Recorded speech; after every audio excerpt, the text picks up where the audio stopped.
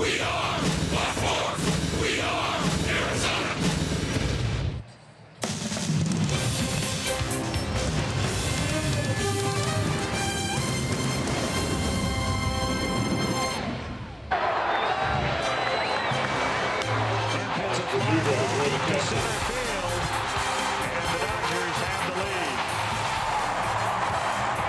These are the long nights, right? These are the tough ones. No. You show up tomorrow and you win. You want to put the loss on me? Put it on me. I gave up 3 hits, 3 runs. It's on me, but they're not that hard. If you think one game in September is going to define me or this team, then, go ahead, count us out. It's one game in September. We have 29 more. Well, don't you dare count these D-backs out. Still tied for the division lead. It's Diamondbacks baseball, presented on this Sunday afternoon by Sanderson Ford. It's a D-backs-Dodgers division dead heat. Still a chance for a series split and the opportunity to leave L.A. on top of the NL West. 3 teams all within a half game of each other for the division lead. It's D-backs baseball on Fox Sports Arizona.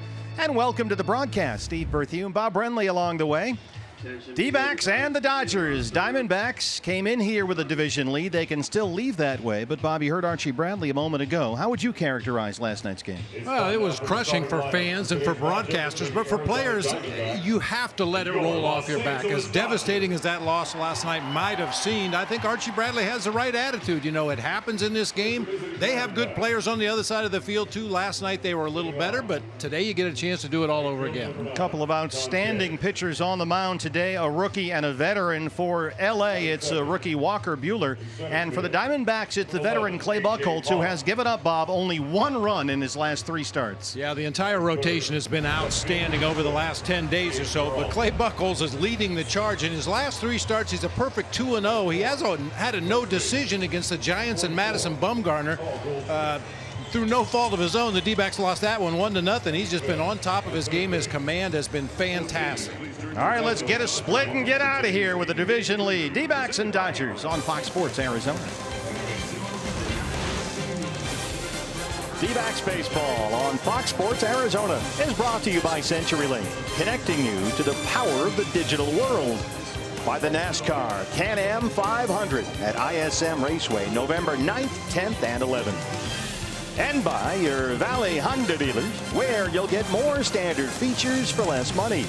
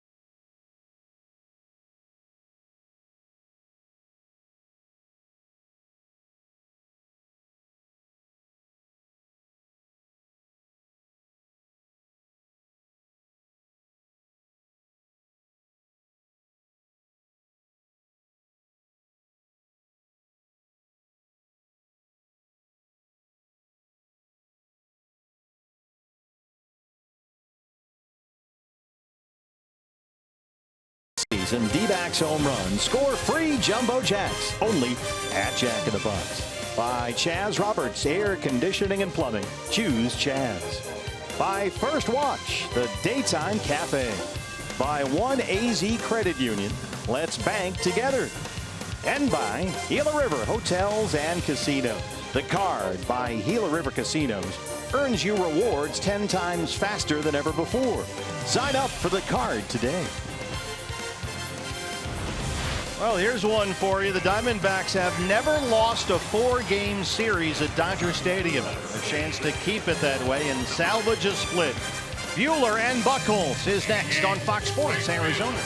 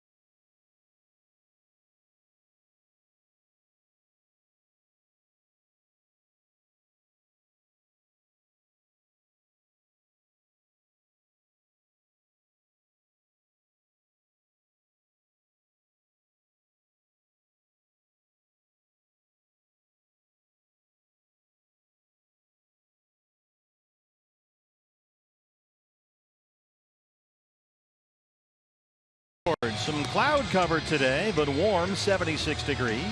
Steve Berthew, Bob Renly, Todd Walsh with you. The D-backs back at it, a quick turnaround. As we look for a split of this 4-game set in LA, still a chance to leave with the division lead. And here's the Diamondback starting lineup. It's presented by your Valley Chevy dealers. Some changes today against a right-handed starter. John Jay will lead it off out in right field. A.J. Pollock in center. David Peralta in left. It'll be Paul Goldschmidt at first base. Eduardo Escobar across the diamond at third. Daniel Descalso getting the nod at second base today, bumping Ketel Marte over to shortstop. Alex Avila doing the catching for right-hander Clay Buchholz. Your Ram Truck starting pitcher for LA, Walker Buehler, 24-year-old rookie right-hander. Dodgers first rounder out of Vanderbilt in the 2015 draft. He's been LA's #1 minor league prospect, and this year he has pitched like it at the big league level. Impressive arsenal of pitches. He'll throw a 4-seamer, a cutter, a 2-seamer, a curve, a changeup, an occasional slider, occasional changeup rather, but big arm, average fastball about 96 miles per hour. E.D. Marshall Jewelers has a look around the diamond at the Dodger defense. Jock Peterson in left, Cody Bellinger out in center, Kike Hernandez all over the diamond in this series. He'll be in right field today. Justin Turner and Manny Machado on the left side of the infield. Brian Dozier and Max Muncy on the right side. Yasmani Grandal doing the catching for right-hander Walker Buehler. D-backs need to get their offense going. Adam Homari is the plate umpire. Ryan Blakeney at first base. The crew chief Tom Hallion in the jackpot at second, and Dan Bellino is at third. Diamondbacks have played 6 games on this road trip, and they have scored a total of 10 runs. Tough way to win. Yep. John Jay leads it off. 1-1. There's that 96-mile-an-hour Walker Buehler fastball. He commands the ball. He can throw secondary pitches at any count. Jay at 279 with 3 homers.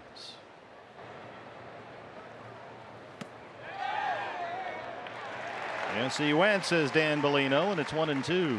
I mentioned he throws a 2-seam fastball to go along with that 4-seamer, but it's not really a sinking 2-seam fastball. It's just as fast as his 4-seamer. It doesn't really have time to sink.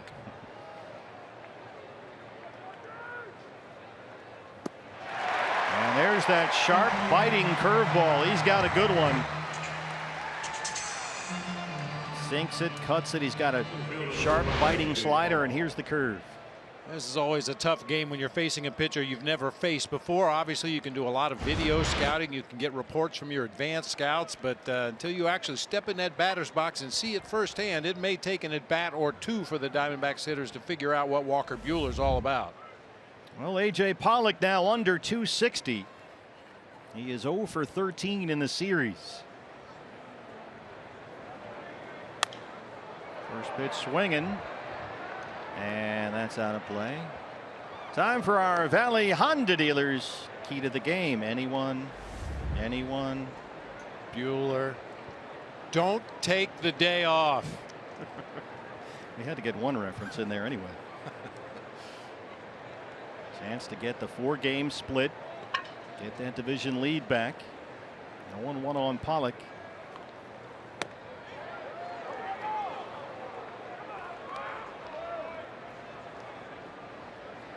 AJ's gone hitless in his last 7 games. No hits in 27 consecutive plate appearances.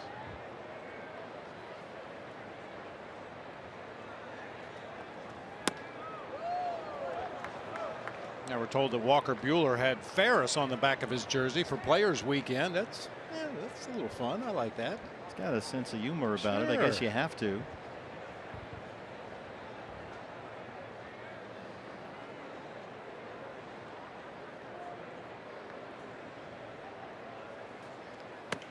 Buehler got his first look at the big leagues last September. He worked about 10 innings over 8 appearances, all in relief. Actually began last year in A-ball, but flew way up their minor league system. And now he is off to a tremendous rookie season. Peralta on deck.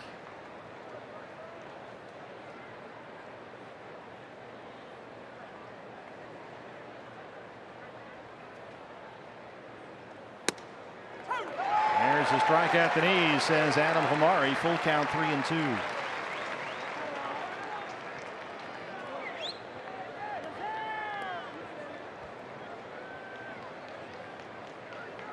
They're going to need AJ's bat down the stretch here. Every game is critical. He is hitting only .225 since the All-Star break.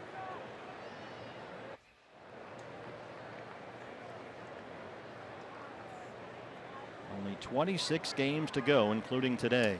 That one gets behind Grandal, and it's ball 4. There's a 1-out base runner for David Peralta.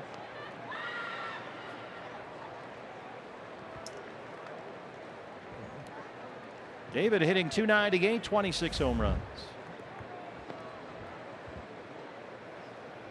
Walker Buehler was part of a no-hitter, a combined no-hitter earlier this year for the Dodgers against the San Diego Padres.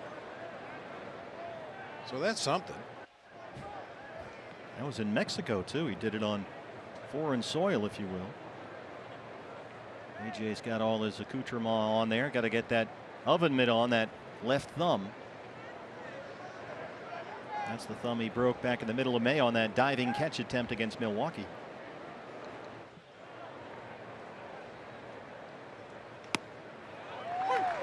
Next time I bump into a major league umpire, I'm going to have to ask the question I saw online the other day, and it brought up a good point. These oven mitts that a lot of the base runners wear. What if you extended it out 2 or 3 or 4 inches? A guy will get to the base a lot quicker than he would if he didn't have the oven mitt on. What's the legal length for an oven mitt? That one is drilled out to left field for Peterson. You have like an Inspector Gadget version where something just extends out there and you sneak the hand in. Take your lead from first and just extend your hand and you're on second. You never know what's going to come up these days. But they've got to protect that fractured right thumb, which is healed nicely. Goldie now, 293, 31 home runs.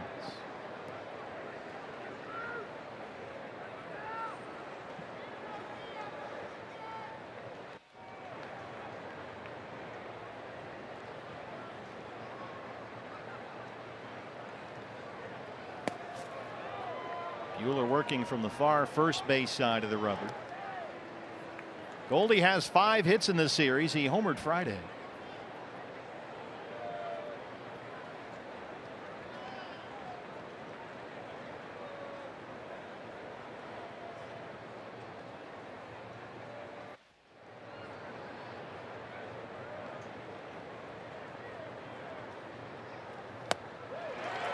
.98 on the fastball. Walker Buehler's previous start was last Tuesday at Texas. And they pulled him after only 4 innings. He'd thrown 84 pitches to that point. It was a hot, steamy night, so they got him out of there. But prior to that, he had pitched very well. 7 scoreless against St. Louis, 9 strikeouts, 6 innings of 1-run ball at Seattle, 7 scoreless at Colorado. Goldie dunks it into left center. AJ will stop at second. And the D-backs have 2 on and 2 out for Eduardo Escobar. Third baseman number 14, Eduardo Escobar.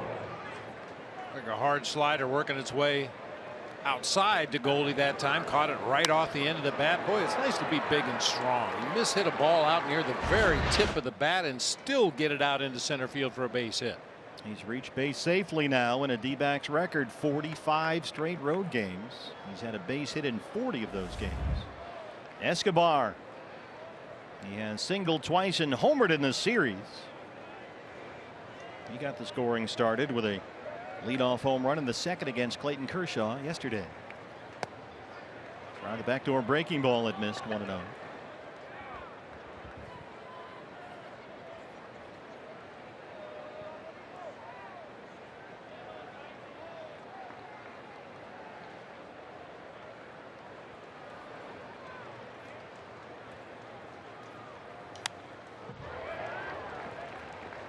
This was Escobar. First pitch from Kershaw in the second inning.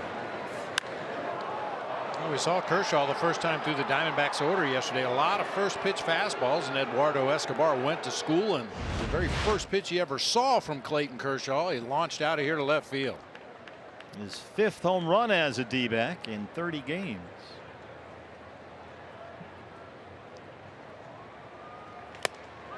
Well, he can really hump it up there. Easy gas at 98. 1-2.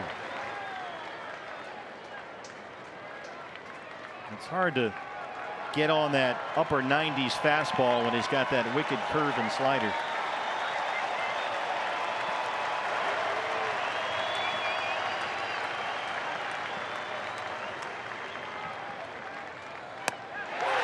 .99 for a strike, and Buehler strands 2. Clay Buchholz coming up.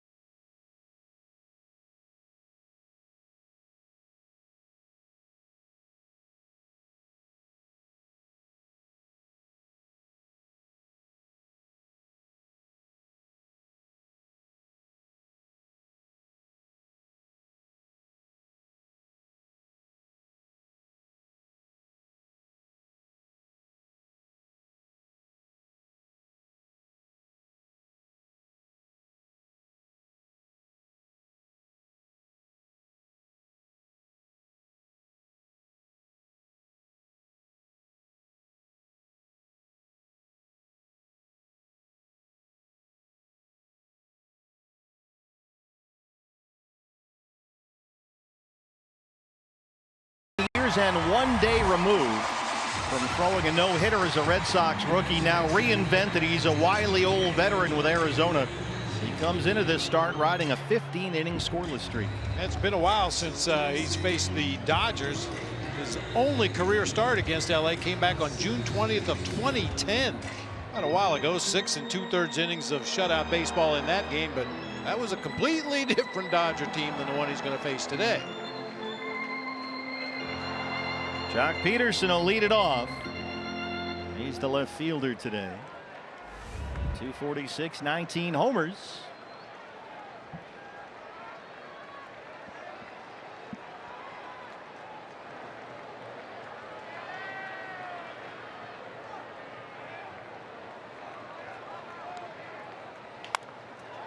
One pitch and one out for Buchholz. Valley Chevy Dealers has the LA lineup today. Jock Peterson just led it off of that tapper back to the mound. He'll be out in left field. Justin Turner at third base. Manny Machado at short. Cody Bellinger out in center field. Brian Dozier at second base. That's Monty Grandal doing the catching this afternoon. Max Muncy at first base. Kike Hernandez in right field. And right-hander Walker Buehler on the mound. The Red Menace. Justin Turner hitting .316 and 11 home runs.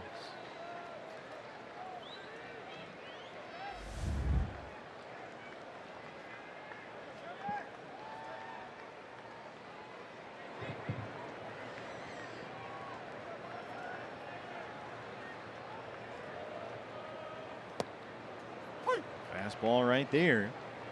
Turner 5 hits in this series, including the big home run in Friday's game. He walked, singled, doubled, and scored a run last night.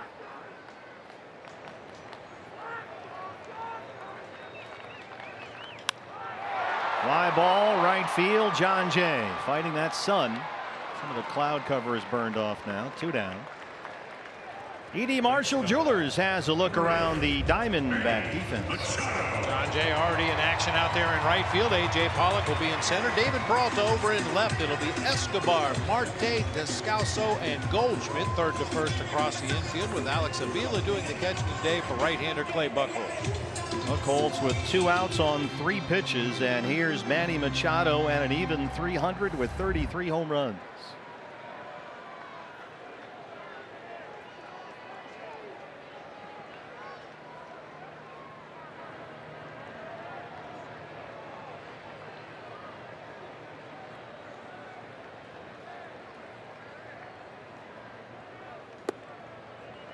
Machado walked and scored last night. He homered here Thursday. He had that long 10-pitch at bat against Archie Bradley in the 8th inning last night before he finally drew a walk ahead of the Matt Kemp home run. And Torey Lovullo was saying after the ball game that he thought the Machado-Bradley duel was probably the key at bat of the night last night. Pretty tough to argue against that. I mean, Machado was behind 0-2 and fouled off a number of borderline pitches in the high 90s from Archie. It's into one here, deep left center field, and AJ's there. Very quick 1-2-3 first for Buchholz. No score in Los Angeles.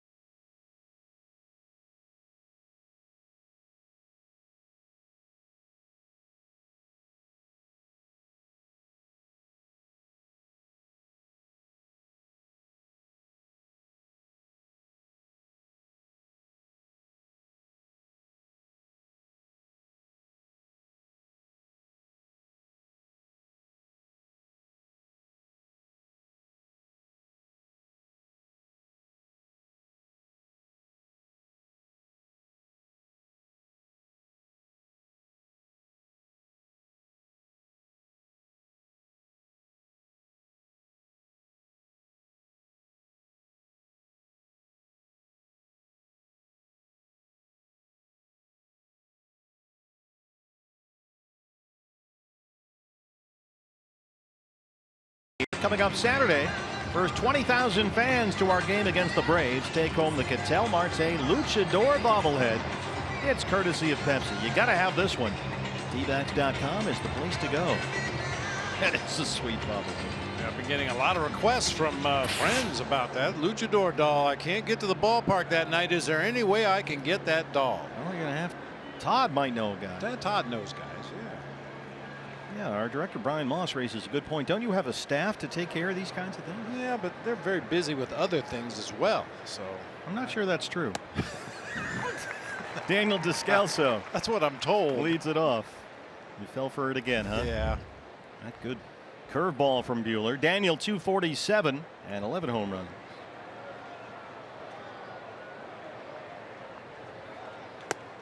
Boy, this guy has got a fastball.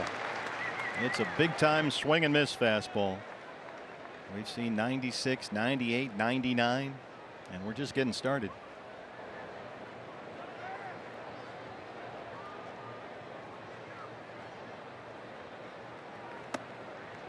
Buehler was projected as a top 5 pick in that 2015 draft, but he suffered an elbow injury just before his last season at Vanderbilt, and so he was not able to pitch at full strength and dropped to the bottom of the first round. That's where the Dodgers got him. And right after he signed with LA, he went right to Tommy John surgery. Yep. And so he missed nearly all of the 2016 season. And he has been outstanding lately. 7 scoreless against the Cardinals, 7 scoreless at Colorado. He beat Houston, 8 strikeouts in 5 1/3. He is thriving at the big league level. A 98-mile-an-hour fastball right at the knees, and Adam Hamari rings up Daniel. Well, unfortunately, I think that's a good pitch. Boy, 98. Very little sinking action at all. A lot of spin on that 4-seam fastball. Holds its line and stays right there at the bottom of the zone on the inside corner. Yeah, this kid has been carving them up. He's got 3 strikeouts through the first 6 batters. Here's Marte. 3 hits in the series, all singles. 97 is in there for a strike. Ketel at 251. He's got 10 homers.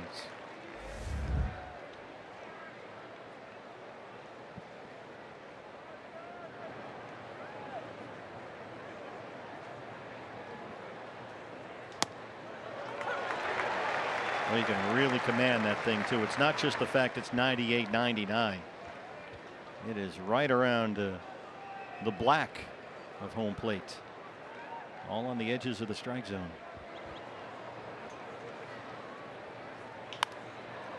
That's a foul ball at first, says Ryan Blakeney.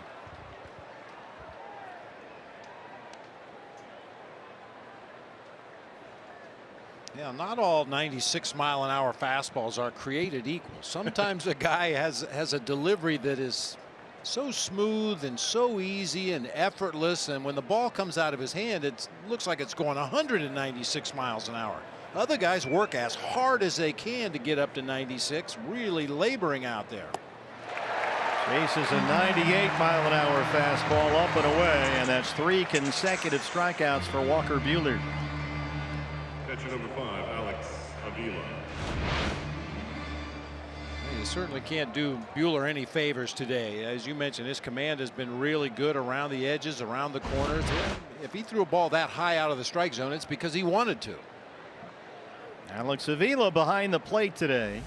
Alex at 161 with 6 home runs.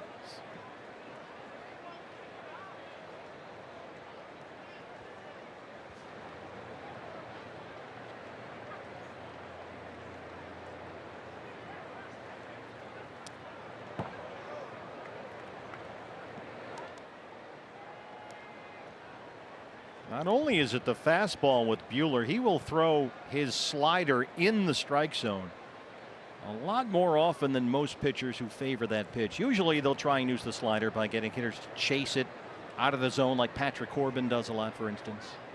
But Buehler will locate his slider right in the strike zone. There's a fastball away, 1-1. In fact, he does that more than any other pitcher in the major leagues. Put that slider in the zone for strikes. But so far through the first time through the order, it's been mostly fastballs.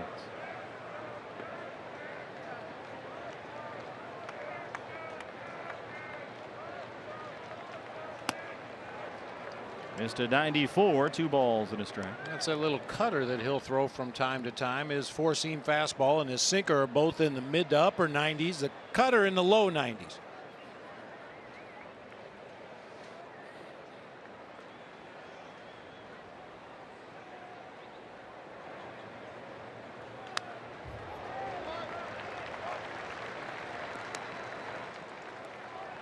Is it hard to face a guy like this with that kind of heat?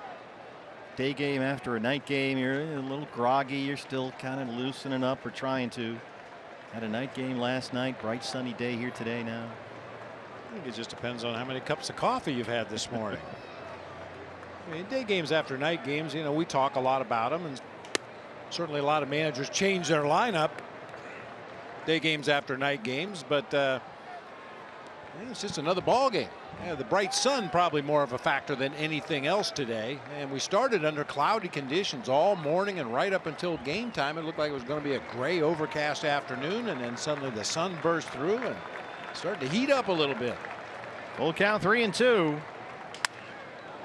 Slow roller. Dozier was well back on the outfield grass, but plenty of time to get Avila. 4 in a row retired by Buehler. No score in LA.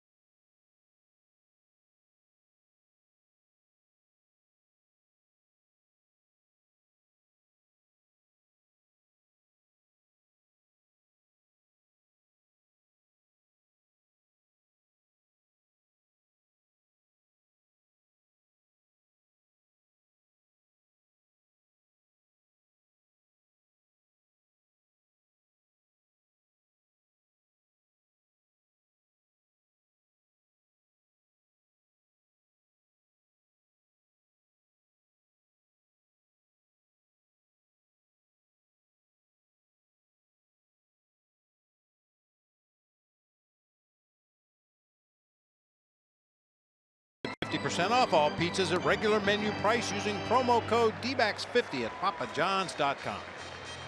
Well, Clay Buchholz coming off a 6-pitch first inning. Will face Cody Bellinger, Brian Dozier, and Yasmani Grandal. 4, 5, and 6 here in the Dodgers' second inning. D-backs trying to salvage a 4-game split in LA and leave here holding the NL West lead. We are the bottom of the second inning to the Dodgers. Center fielder, number 35, Cody Bellinger. Bellinger 259 and 21 home runs. He has only 1 hit in the series. He doubled in Friday's game. Diamondbacks will overload the first base side against him with 3 infielders.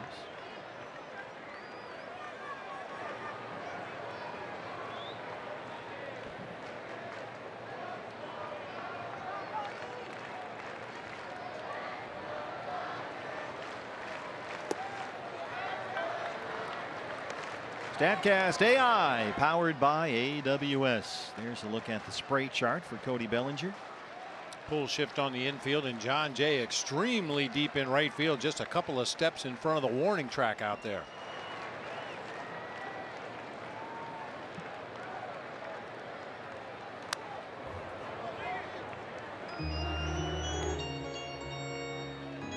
Bellinger 17 home runs in the first half of the year, but he's homered only 4 times since the All-Star break. He's been a little bit of a different hitter in the season second half. A higher batting average. He's getting on base more often.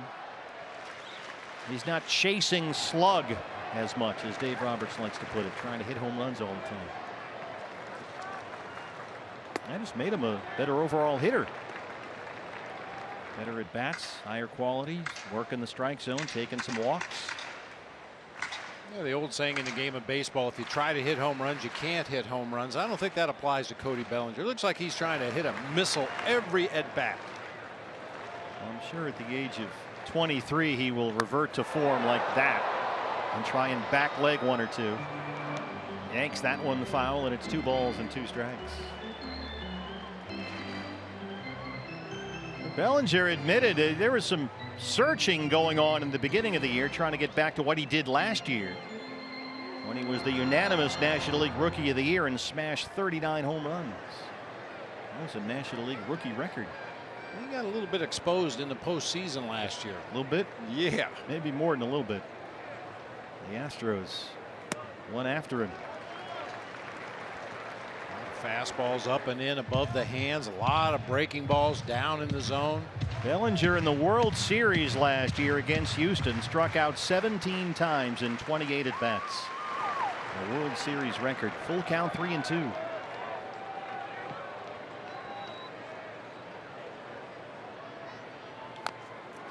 Ouch.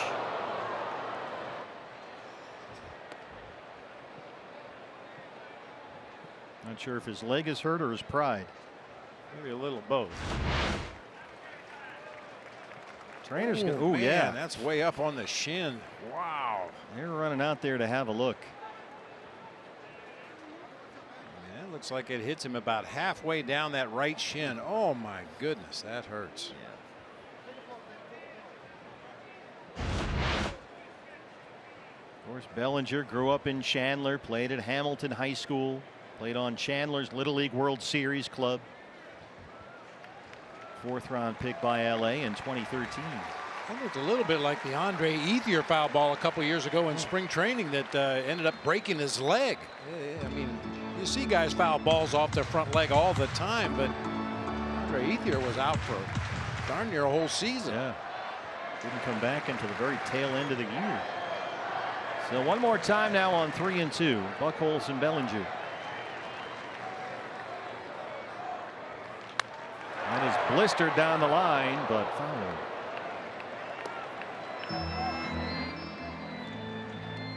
Two very different fastballs with these two starters. Clay Buchholz used to be Walker Buehler. He was the youngster out there throwing 97, 98 all the time. Now he's the veteran who spots that fastball at 90, 91. He's got Avila behind the plate. These two have worked really well together.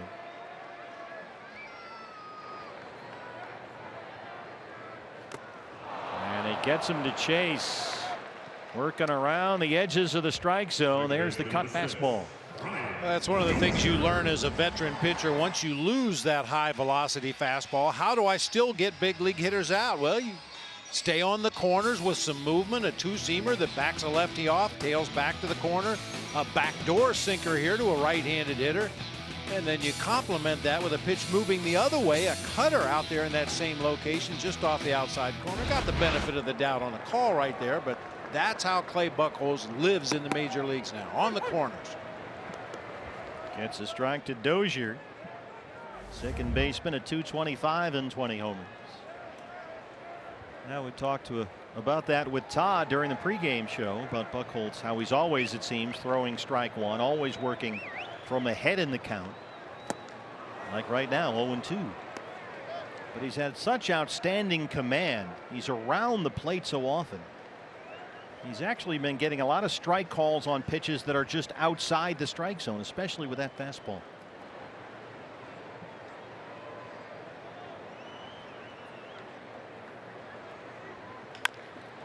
Bounced into the shift. Marte, the shortstop today. 5 up, 5 down for Buchholz. Catcher, number 9. You see the pitch mix from Clay Buchholz. A lot of four-seam fastballs, a lot of cut fastballs. The curveball he'll use depending on whether he's feeling it or not, and the changeup is a field pitch for him as well. On a given day, if he's got all 4 of those working, he can really deal. But we saw him in a start a few times ago at San Diego where he didn't have the changeup. He admitted just didn't have that pitch. He went to the curveball as the off-speed pitch, so he can adjust on the fly. Grandal, the catcher, 22 homers. Got to be careful. Left-hand side, his power side, the switch hitter. And again, Buchholz throws a first pitch strike. Yeah, and talking about getting those calls that are on the border, maybe a little bit off the border. First of all, you have to establish that you can hit that spot over and over and over again. The umpire is more likely to give you the call.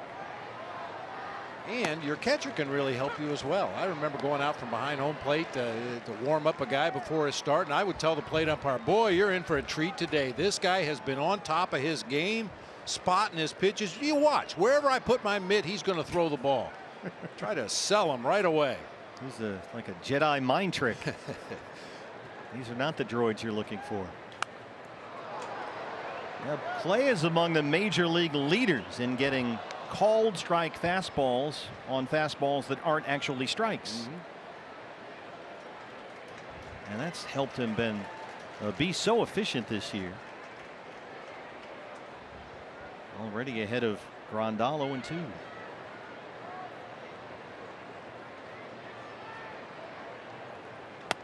Right there, ring him up and sit him down. 6 up, 6 down for Buchholz. He's in a duel with Buehler in LA. Grounds crews driven by the help of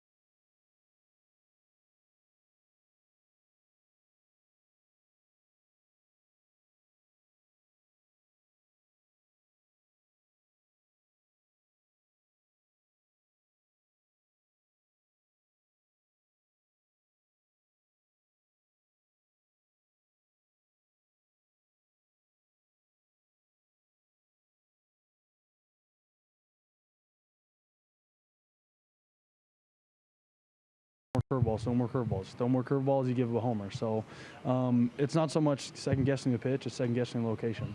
And that's just being honest with myself. I threw a really bad curveball to a really good hitter in a really big situation where you can't throw a pitch like that. And September 1, we got the rest of this month to go do something, and we'll be back ready to go tomorrow.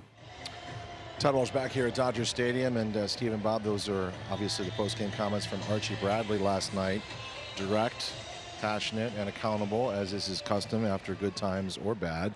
You're looking at Steven Souza as Clay Buchholz comes to the plate. You may have read the report that he had an exchange with some of the writers after the game. Obviously, the frustration of the loss and back-to-back losses boiling over. But I do want to say this. I got to the clubhouse today, and I saw that Steven was talking to Nick Bacoro of the Arizona Republic, and as Nick has tweeted, he offered an apology. But there's another angle to this, if you don't mind. When Torey Lovello came into the room to talk to us today after you guys left, the first thing he said to Nick was, "So what happened? I heard something happened." Nick explained the story, and then he said, "I heard he apologized."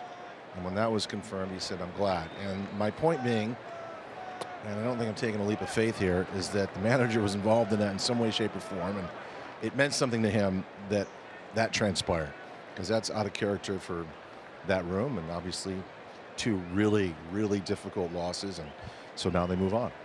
It may have been out of character, but certainly not unexpected. You know, this can be a very frustrating game. And, you know, as you know, Todd, a lot of times the media is in there moments after the game has ended, and sometimes guys just haven't had enough time to cool off yet before answering questions. We got the strike call there from Adam Hamari, and it's full on Buchholz, 3-2. Yeah, Souza was asked last night about the lack of offense recently in this tough stretch, and he pointed out as Buehler walks the pitcher that, look, we just faced Madison Bumgarner, Clayton Kershaw, Rich Hill, and it got a little heated. He said it's not a rough stretch. Those are good pitchers. Now, they haven't all been Clayton Kershaw and Madison Bumgarner. No, we did see Erasmo Ramirez and Odrisamer Despaigne during that stretch as well. But yeah, point taken. You run into some good pitching. Sometimes they're just a little better than you. Well, when Archie spoke, I will tell you this: he looked all of us in the eye, but he also spoke loud enough for the rest of the room to hear it. And it's an old trick that I've seen so many times, especially in hockey, where the captain will be waiting for the media after a tough loss, and he will stand there with 5 or 10 guys sitting at their stalls listening to what the captain has to say. And I thought Archie kind of spoke to more than just the media last night. And I think Torrey would probably tell you, as John Jay looks at an 0-1 pitch, that on the other side of that coin, you don't want anybody yelling at the media. It's just counterproductive. But on the other side of that coin, a little fire this time of year is not a bad thing. So I don't think he wants to see anybody yelling or berating reporters, and Steven didn't do that. No. But at the same time, a little spit and vinegar can go a long way in September. Yep.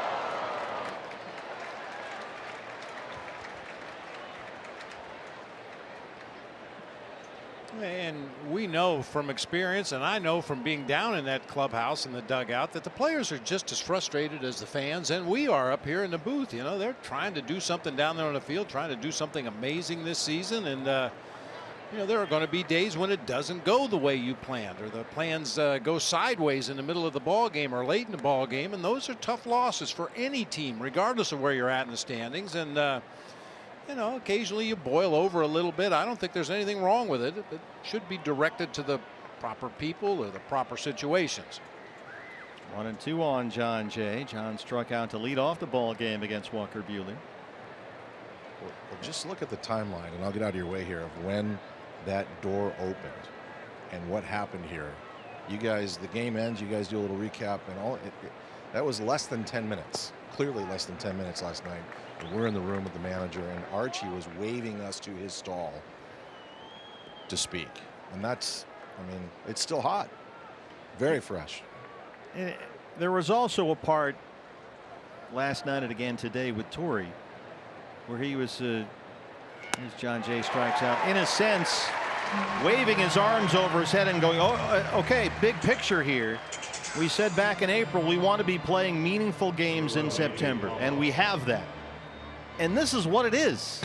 I mean, this is a grind, man. I mean, it is gut check after gut check every day for a month, and you're going to have some nights like that. As he said, this is September baseball, and as somebody said last night, Bob, I think I'm quoting, this is fun. I said it's gut-wrenching as heck, but it's a lot of fun. It's a lot better than the alternative. Yes. When you're 57 games out of first place and have absolutely nothing left to play for other than personal statistics. That's when it gets really ugly. This is the fun part here. I mean, it's more fun when you're up 2-0 instead of down 3-2 late in the ball game. No question about it. But this is what we hoped would happen in that big picture sense back in spring training. You're right here. It's September 2nd, and you are tied for the division lead. The Dodgers aren't 35 games up like last year.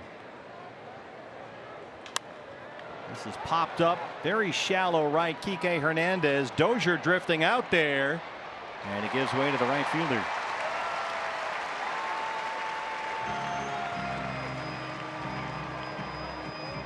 Here's Peralta now. Buehler has retired Jay and AJ after walking Buchholz, the pitcher, to start the inning. Peralta lined out to left his first time.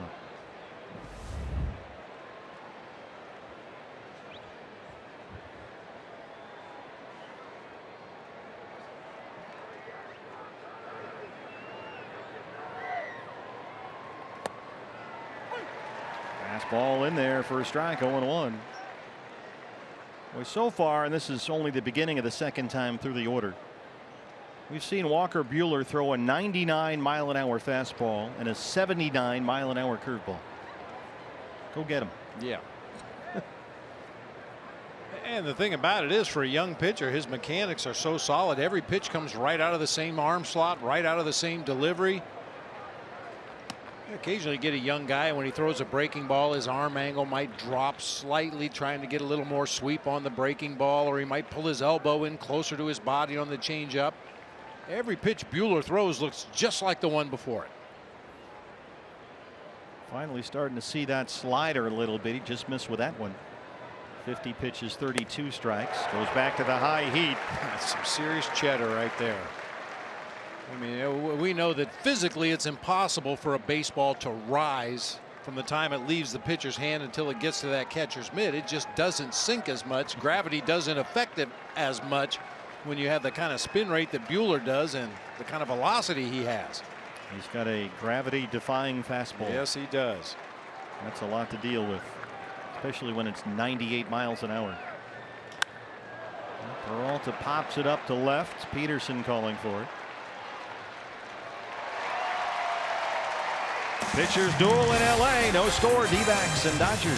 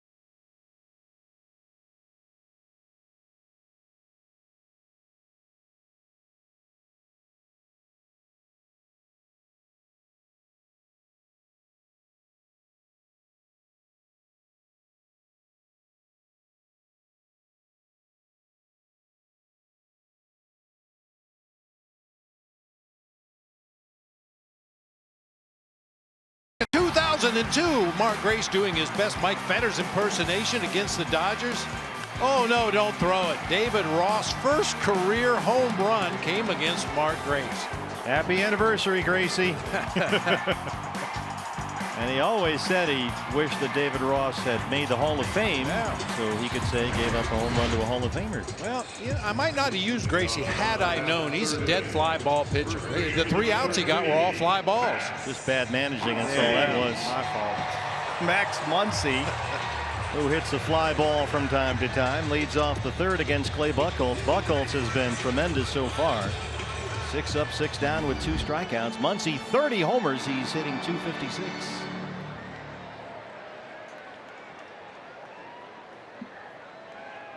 Diamondbacks overload the right-hand side of the infield against him.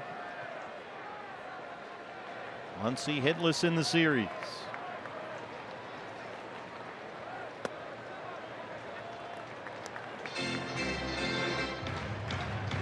I think the guy, Bob, that's had the best at bat so far for either team has been Clay Buchholz. I think you're right. These two pitchers have been on their game so far. That's lifted the other way toward the left field corner. Peralta over there to have a look, and it's foul. Didn't miss by a whole lot.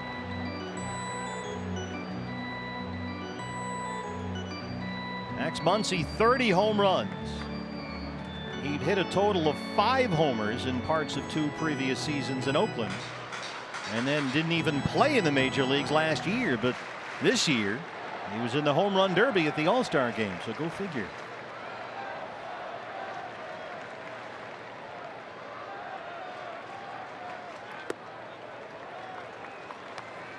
For some guys, you just never know when that light bulb is going to go on. You know, working with different hitting coaches over the course of your career, and suddenly you get with somebody that strikes a nerve, or their terminology makes sense to you, and you can make adjustments to your swing. I'm not really sure for the reason for Max Muncy's resurgence this year. Escobar might have room here, and he's got it in foul ground.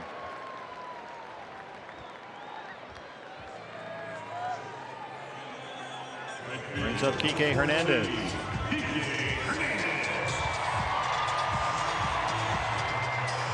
Hernandez 234, 19 home runs. He has singled and homered in this series. He had a rough night last night. He was hitless and struck out 3 times.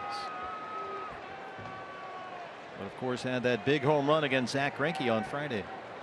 Boy, and had the big defensive play in the game in the 9th inning on that David Peralta ball to the right side. Diving attempt through from the seat of his pants. Might have been a different looking 9th inning had that ball snuck through into right field. Yeah, that was the first batter of the top of the 9th against Kenley Jansen last night.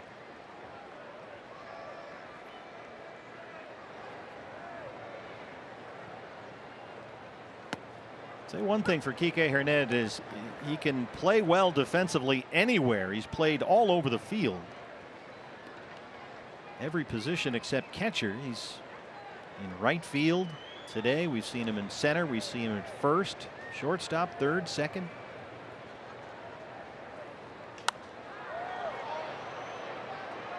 We talked about it all the time. That's a great asset to have in the National League. Somebody that can play anywhere on the field. You don't lose anything defensively. He's got a little bit better than average speed, and he can hit a home run if you make a mistake up in the zone against him. And he's been a good pinch hitter coming off the bench as well. A couple of pinch hit home runs like we saw Friday. On the ground, shortstop right to Ketel Marte. 2 down in the 3rd.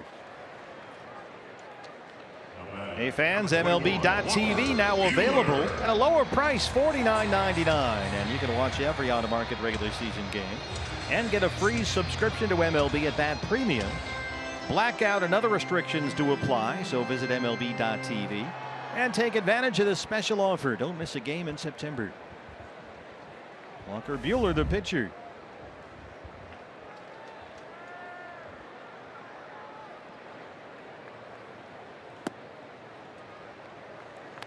Buchholz coming off a 6-pitch first inning, 15 pitches in the second, and he set down the first 2 he's faced in the 3rd. 30 pitches, 22 strikes. That's a good example of what we talked about a moment ago. Buchholz getting those calls on fastballs that aren't actually strikes because he's around the zone so often.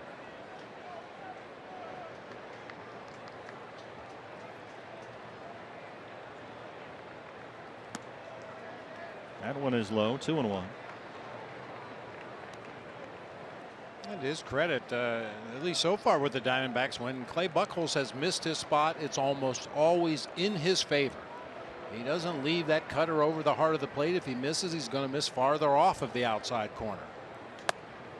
There's one center cut right there, but Walker Buehler taking a look. Might be a little more aggressive in the strike zone against the opposing pitcher than you would be against some of these Dodgers hitters.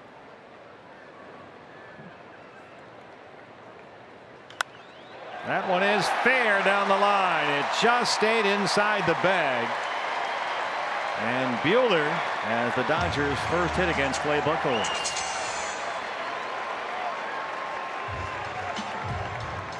Number 31, Jock Peterson. Buehler will tell you he let the ball travel and used an inside out swing and went the other way, but the reality is he was just very tardy on this pitch. Cut fastball away, picks it right out of Alex Avila's glove and shoots it down that first baseline for a knock. Jock Peterson now. Peterson tapped back to the mound on the first pitch of the ball game in the Dodgers first. The left fielder today.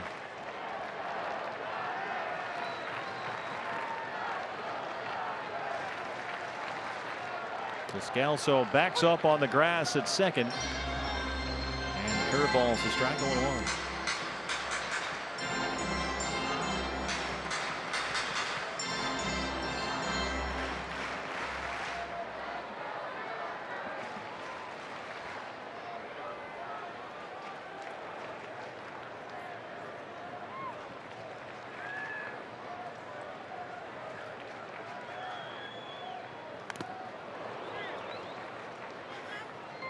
Goldie holding on Walker Buehler down there the first 2 pitches to Jock Peterson. Not quite sure why. Walker Buehler's getting about a 3-foot lead off the base, and with a left-handed pull hitter at the plate, personally I'd like to see Goldie playing behind Buehler and then back up into a better defensive position to possibly take away a base hit on that right side. Still on the bag even with 2 strikes. 0-2 on Jock Peterson.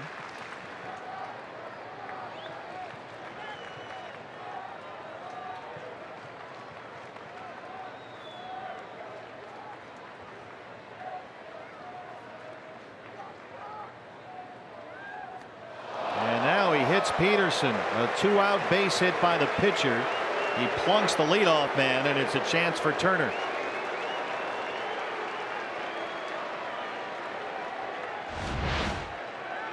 Number 10. Looked like a 2-seam fastball that just didn't come back that time. Stayed inside the entire way and ends up clipping Peterson on the back of the right leg. Justin Turner flied out to right his first time up today. He's got Buehler at second, Peterson at first, and 2 outs.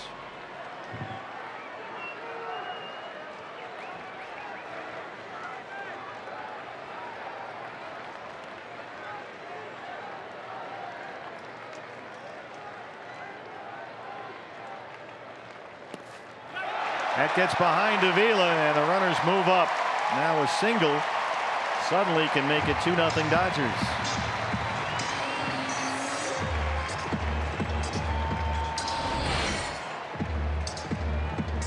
Curveball out there on the outside part of the plate. Looked like Alex Avila got caught in between whether to go fingers up, fingers down, trying to catch that ball, and looked like it almost hit him on the outside of the mitt that time. Yeah, they scored a pass ball. A chance for Turner, who is just crushing the ball right now. Now Avila wants a word with Buchholz. Will burn a mound visit. Yeah, you wonder if that was a cross up, or maybe the pitch just reacted differently than Alex was expecting it to. But you rarely see a guy fan on an off-speed pitch like that.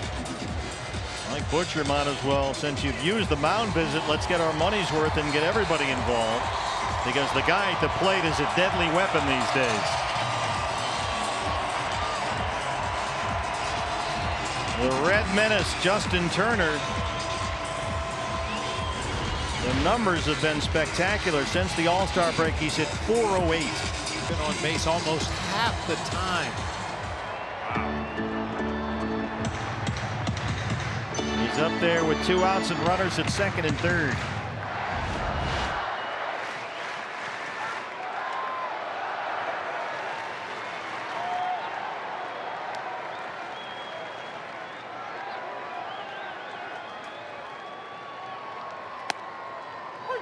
Once again, Buchholz gets the call on a fastball just on the outer edge of the strike zone.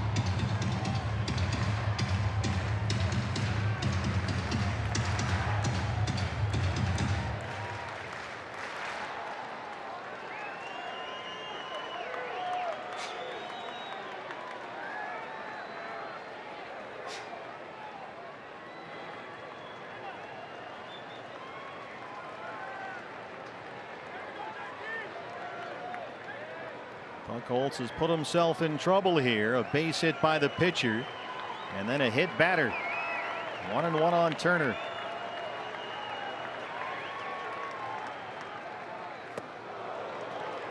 Breaking ball almost clipped him. Machado is the on-deck hitter. It's 2-1.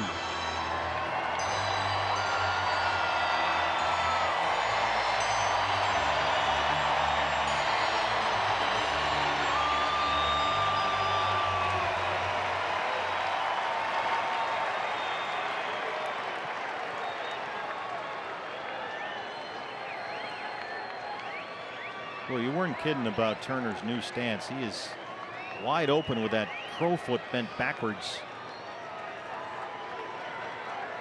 And the tapping of the right heel is what gets me. I'm sure it's some kind of a timing mechanism for him, but you see that right heel just tapping up and down as he's waiting for Buchholz to deliver the pitch. Sneaks the breaking ball in there. Make that a changeup. Way up in the zone, 2-2. Not exactly the location you try to throw a changeup, but effective nonetheless. Belt high, middle of the plate. That's called strike. Here's the back foot behind the line there.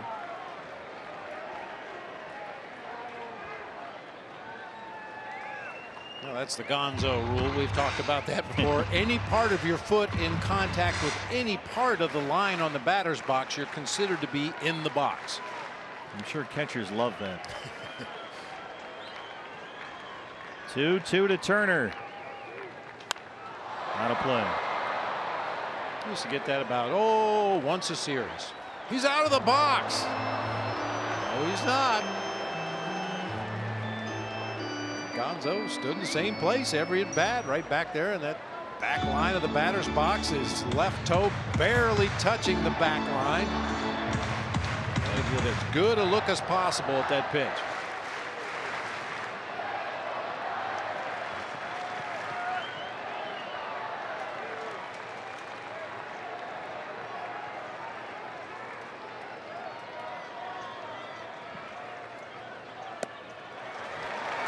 Fired that fastball way over in the left-hand batter's box, and now he's worked it full on Turner. 3-2 with Manny Machado in the on-deck circle.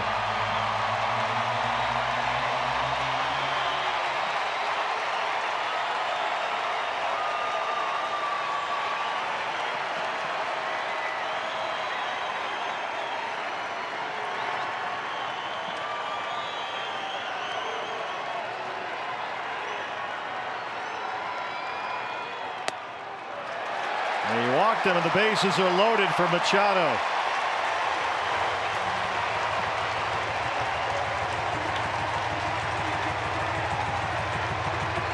First base on balls issued by Buchholz, and here comes Mannywood. Buchholz got him in his first at bat of the ball game, a fly ball to A.J. Pollock in center field. In their days in the American League, Manny Machado was 4 for 21 lifetime against Clay Buchholz. That's a 190 batting average. I like those numbers. Bueller, the pitchers at third, Peterson at second, and Turner at first. Bases full, 2 outs.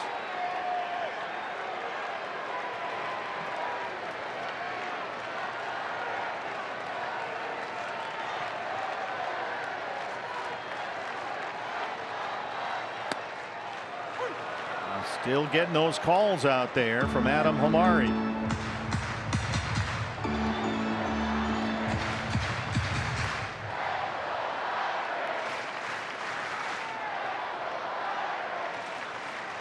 Probably helps that Adam Hamari is among the most pitcher-friendly umpires in the major leagues. Calls a lot of strikes, and we've seen that hold up here today.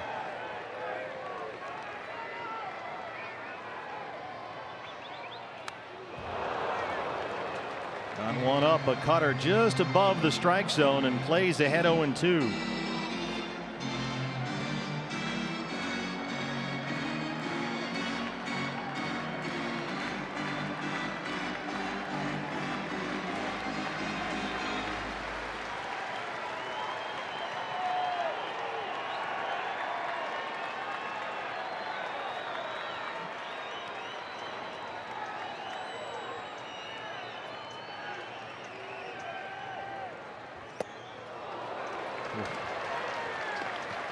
In with a fastball at 91.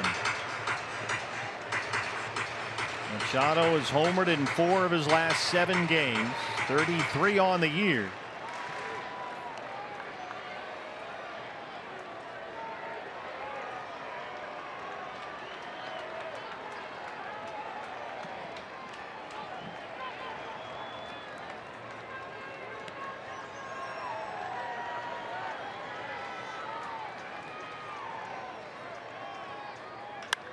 1-2 is popped up center field. AJ's got plenty of room.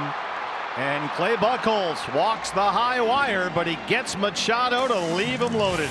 Still no score.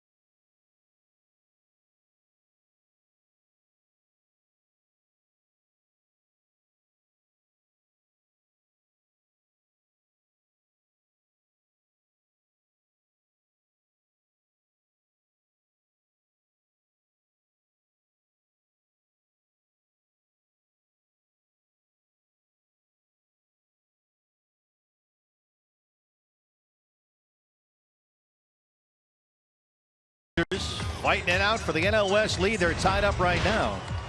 Now's the time, fans. Lock in your 2019 D-backs season ticket package, and you will get guaranteed seats to all the big matchups next year. We play the American League East in interleague play, and the Red Sox will begin for the home opener next year. You won't want to miss that when the Yankees come to town as well. And you'll also get priority for this year's potential postseason games. You're going to get rid of the word potential, in fact, and just write that in. I like the way you think. Visit dbacks.com and get on board. This is going to be a wild ride in September and into 2019. Goldie leads off the fourth against Walker Buehler. Buehler has given up only one hit. Goldie had it a single in the first. He has walked 2 and struck out 5 so far, and we've seen some wicked 98, 99 mile-an-hour fastballs. Very promising rookie right-hander, former #1 pick out of Vanderbilt, Walker Buehler.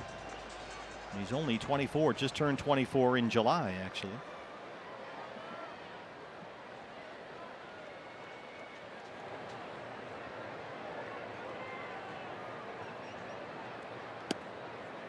There's that curveball, a little low. Goldie lays off.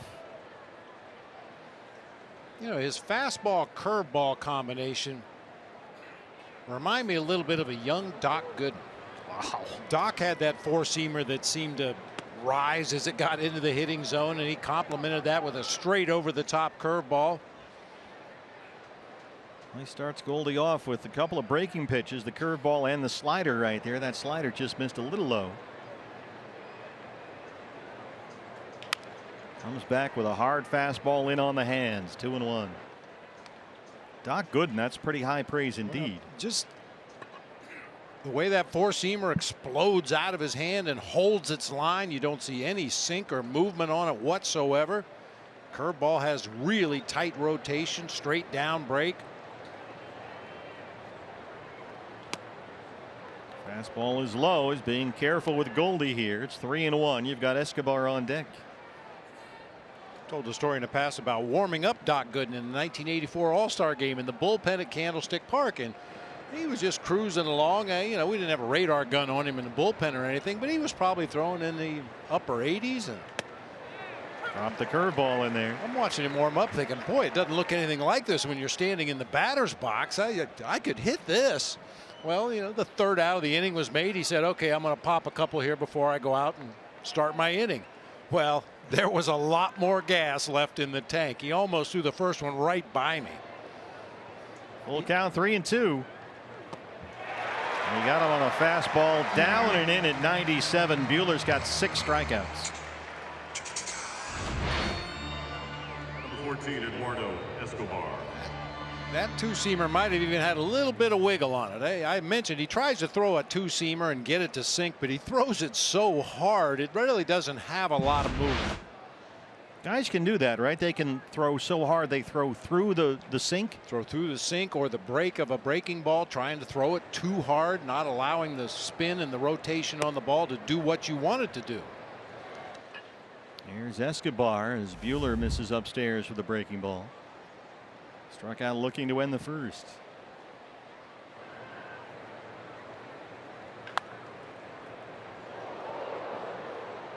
Escobar was ready for that fastball, couldn't keep it fair. It's 1-1. Walker Buehler, 60 pitches, 38 strikes. He's walked 2. He struck out 6.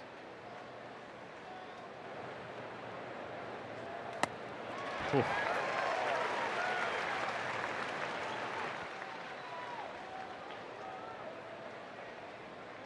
Well, they know how to develop some pitchers at Vanderbilt. They know what they're doing down there in Nashville. He comes out of that Vandy blueprint.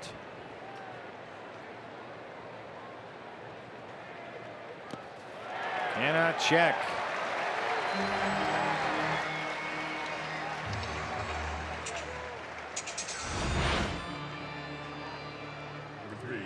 That's that tight curveball, leading with the heel of the hand, really pulling down hard with the middle finger.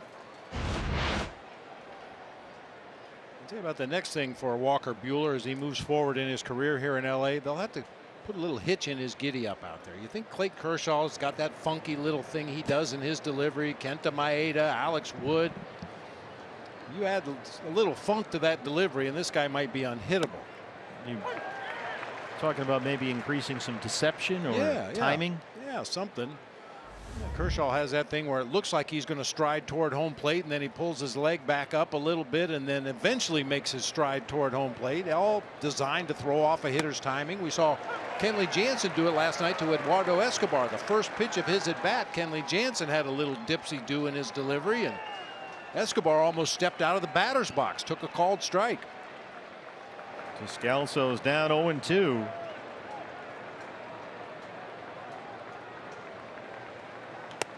Well, Walker Buehler, remember the name. This kid could be a problem. He strikes out the side in the 4th.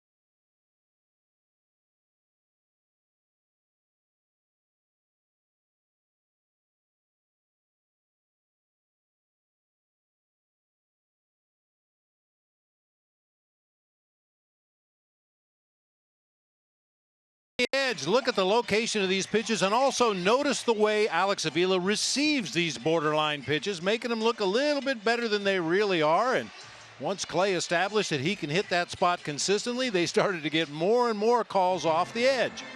Our Nationwide Vision Center's eye on the game. You can see Alex every once in a while snap that mitt back toward the zone just a little bit to make sure. Bellinger struck out his first time up. He leads off the fourth. Here's that slow curveball for strike one. Well, it's been an entire road trip of pitchers duels for the Diamondbacks, San Francisco and LA. And we got another one on our hands here today. Buehler and Buchholz, the rookie and the veteran.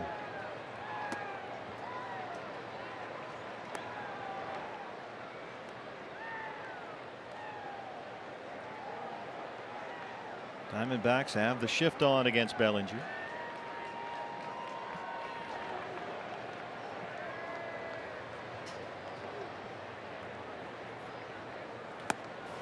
Tied him up in knots. Trying to bump one into the opposite field here. Whew. He's trying to hit that ball to LAX. That's how he ended up striking out all those times against the Astros in the World Series. He get those breaking balls in, down and in, and it was one swing and miss after another. Right back in there. A little too far. It's 2-2.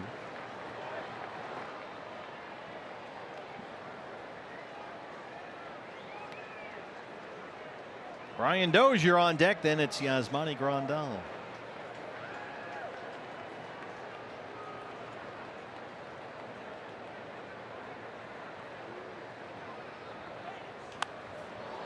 Jammed him that time.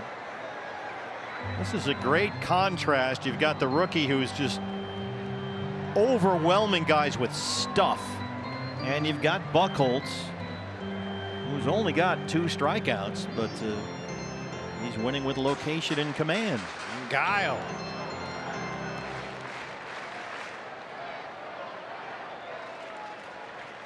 And guts. I mean, it takes some guts to throw some of the pitches that Clay Buchholz throws to major league hitters. Hey, he just faced Manny Machado with the bases loaded in a scoreless game. He gets Bellinger for his 3rd strikeout.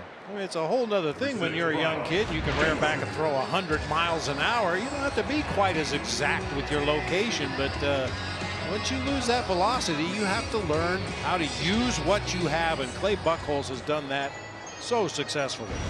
And you know, he's pitching now, and he'll tell you this with real conviction. Here's Dozier, who grounded out his first time up. Buchholz has bought into all the game planning, all the prep work provided by the D-back staff. And he's really taken that information and run with it. Mike Fitzgerald and Dan Herron using all that analytic info and then applying it with the coaches and the catchers. And he'll tell you it's not about throwing 96 or 98 anymore. It's about making and executing quality pitches regardless of the velocity. And it's been a perfect marriage. Buchholz in this organization. Escobar is going to have to charge, and they get Dozier.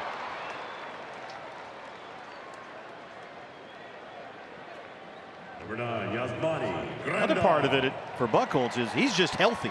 He hasn't been healthy forever. He feels really good right now, and it shows. Grandal struck out looking to win the 2nd.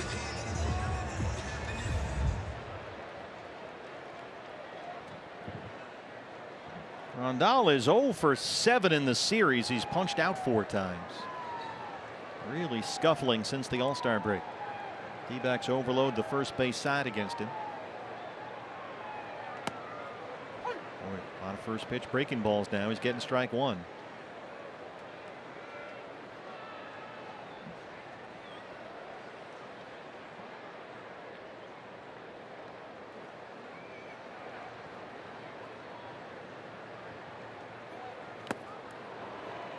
There's that fastball. You throw that slow curveball.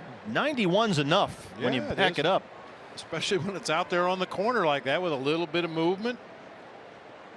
Now Escobar slides over to second base. Marte back at shortstop with that overshift on.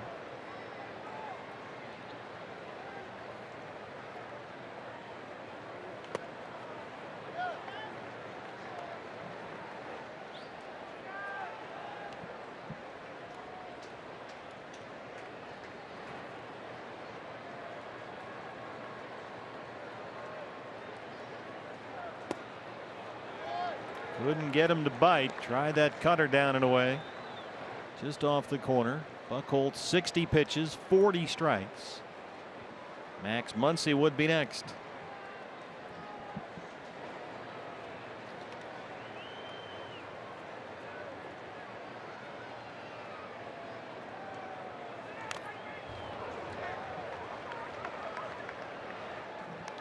A little better swing that time at a fastball just off the outside corner. Might have clipped a piece of Alex Avila's mask that time on the way by. He could have him set up for a changeup down low and away if he chooses to go that direction. He can go a lot of different directions the way he's commanding the ball today.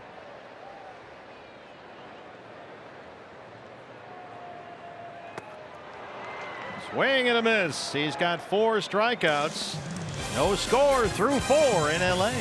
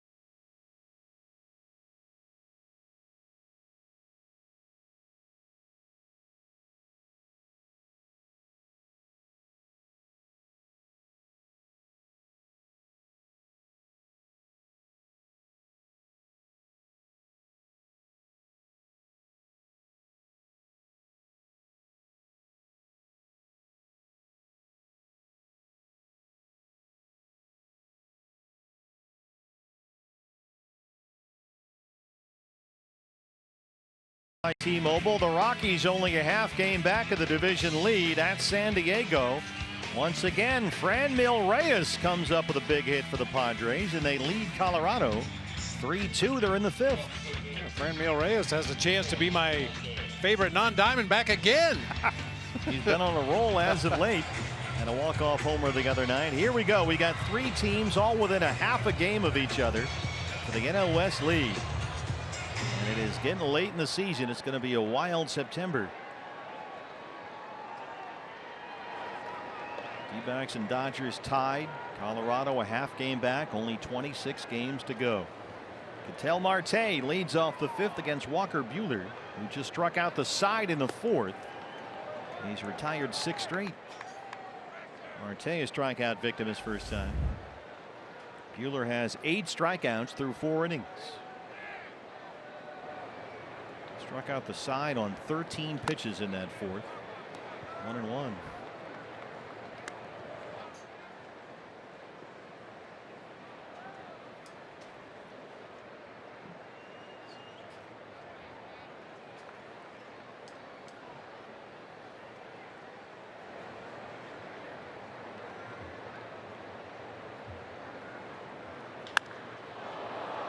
Left center, that's where Bellinger was shaded over, drifting back to the warning track, and he's got it.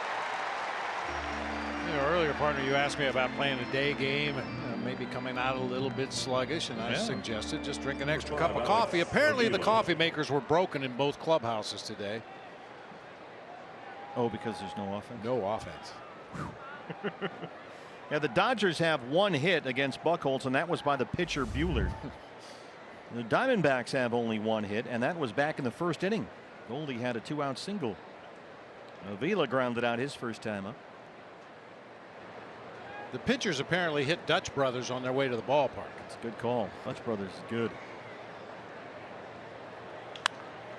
You show up at Chase Field. You know, we get here pretty early every day, but show up at Chase Field on a Sunday morning, and there's already a line at Dutch Brothers at the ballpark. All the stadium employees are trying to get their coffee before they really got to get to work. And then we rely on Chuck Drago to bring us some donuts. Oh, yeah. I have donuts. I can't do a good Chuck. No. Nobody can. Only Chuck can do a good Chuck. Exactly right. 0-2.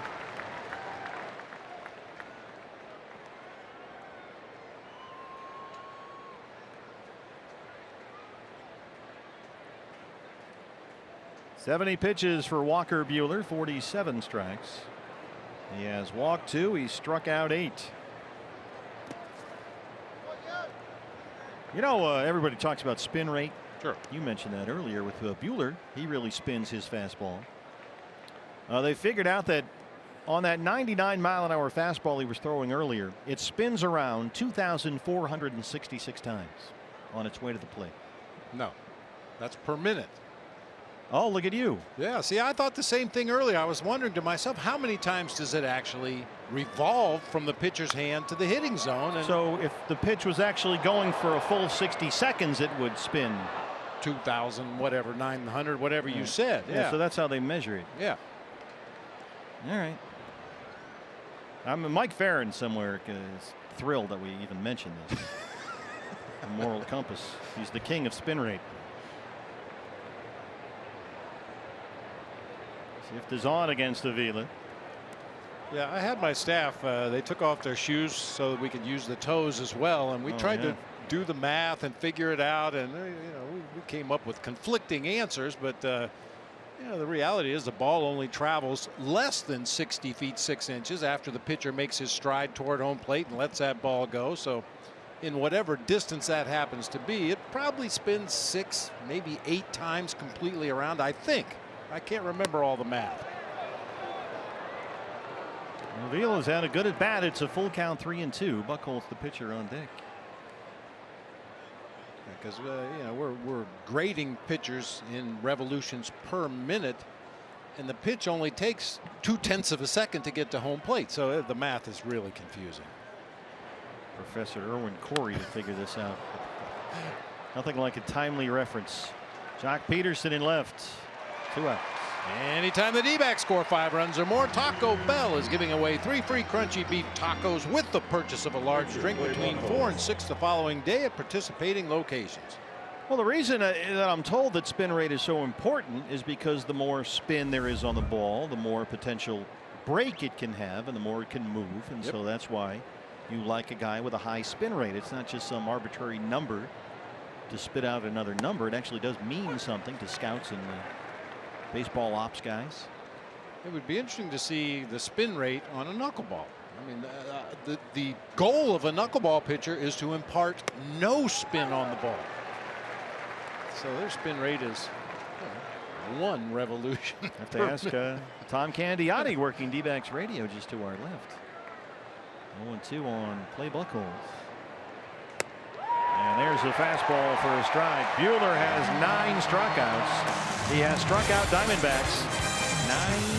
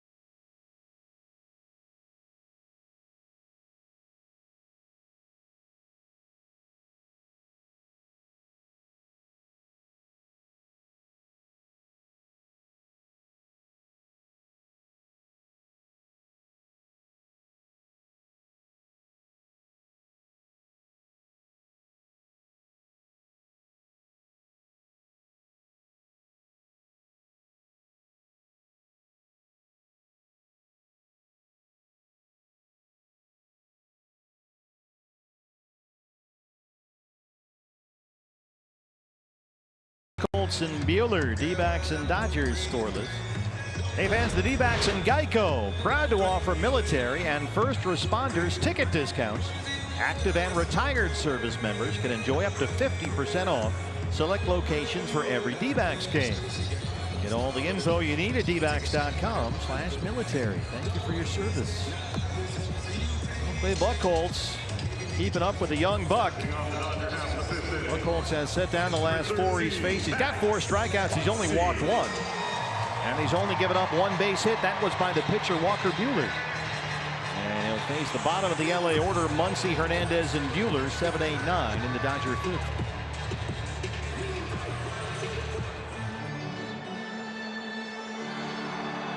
Muncy popped up his first time, over 1.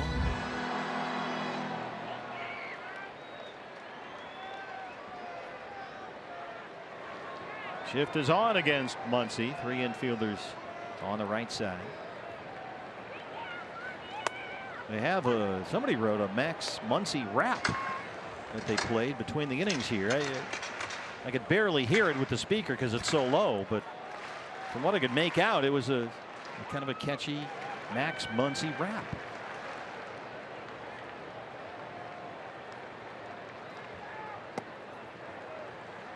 Wow, that was a pretty good breaking ball. Didn't get the call that time from Adam Lamari. Look, Muncy even got fooled. What do you mean it's not 0-2? All right. You sure? That will never happen. 1-1. Are you sure that didn't catch a corner? I think he totally believed it did. He looked stunned. That one is a strike, and it's 1-2. Again, Buckholz throwing that changeup up in the zone. It's a dangerous place to live with that pitch.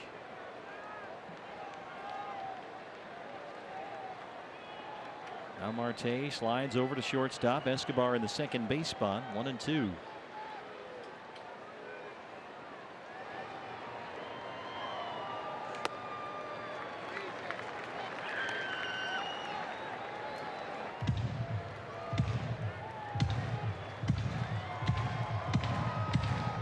Kike Hernandez on deck. Walker Buehler after that.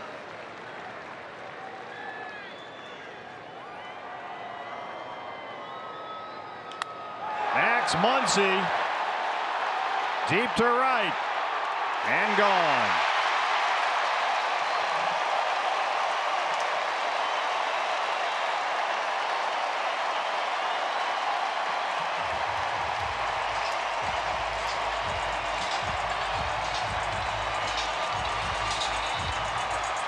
Well, they're playing the Max Muncy rap. That's his 31st.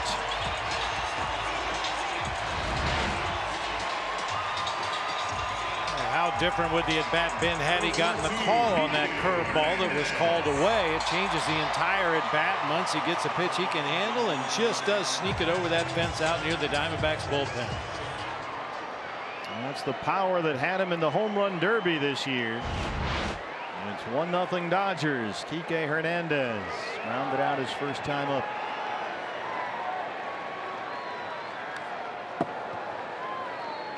Everybody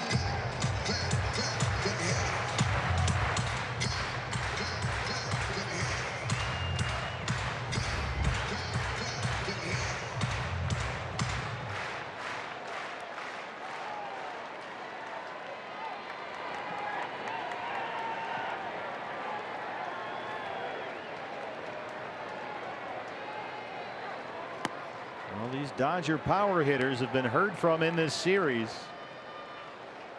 In the last 10 days, LA has closed a 4.5 game gap to tie the Diamondbacks for the division lead, and they lead this one 1-0. August 7th, the last time LA had the division lead all by itself.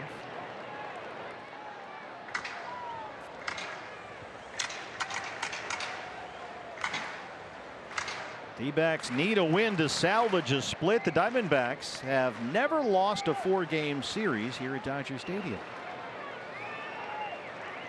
That's according to the Dodgers information. Backhanded by Marte at shortstop.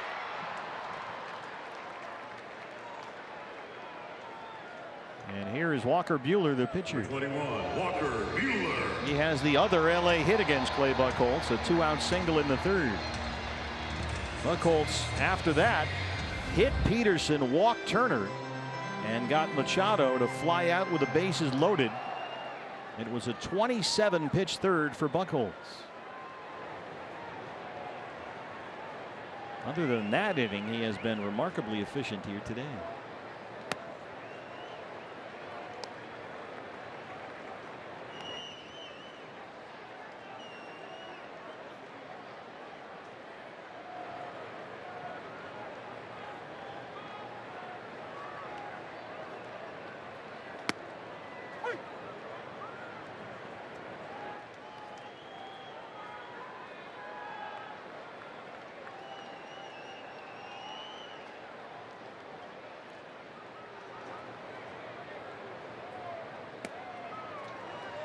Curveball missed, 2-1.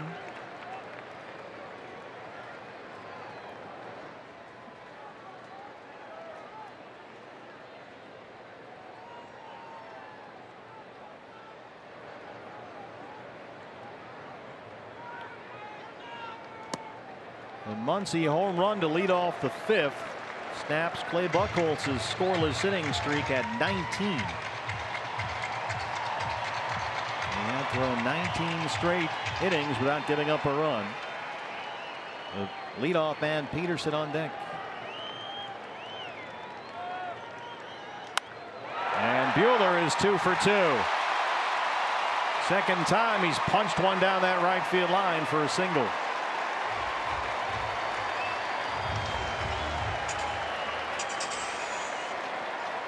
Walker Buehler's having a pretty good day. He's already tied his career high with 9 strikeouts, and he's 2 for 2 at the plate. And both of them coming right down that right field line. John Jay does a nice job to hustle over there and hold Buehler to a single that time. These corners are real tricky here at Dodger Stadium. If you don't play the ball properly, it can get down that corner and it might roll all the way to the gap in right center field. So nice job by John Jay to cut that one off. Jock Peterson has tapped back to the mound and been hit by a pitch.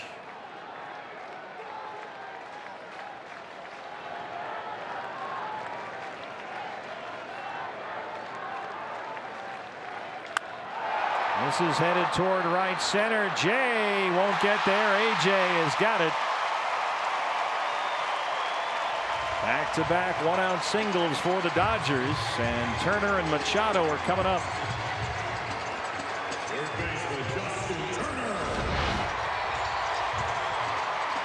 That's another one of those hanging changeups that we talked about earlier. Fortunately, Peterson hits it off the end of the bat. Little floater out into shallow right center. Boy, a lot of high changeups get hit a long way.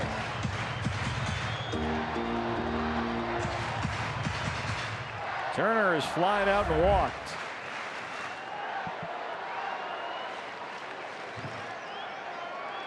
First and second, 1 out, 1 run already in.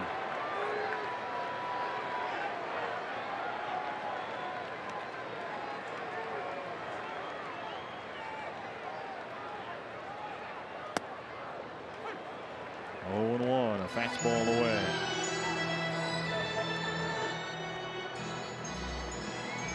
Turner went down for a short time in July. He had a right groin strain. And since he's come off the DL August 2nd, he's hitting .410.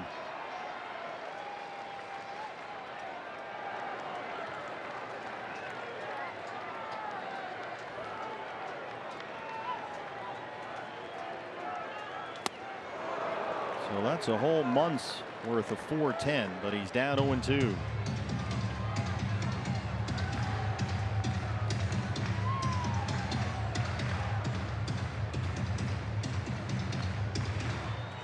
The pitcher Buehler at second, Peterson's at first, 1 out. 0-2 on Turner with Machado on deck.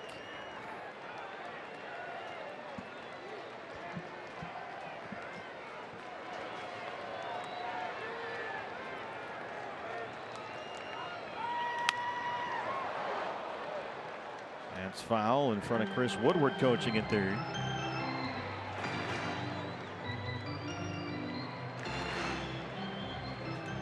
Some action in the Diamondback bullpen for the first time today. TJ McFarland starts to get loose. TJ worked in the game last night.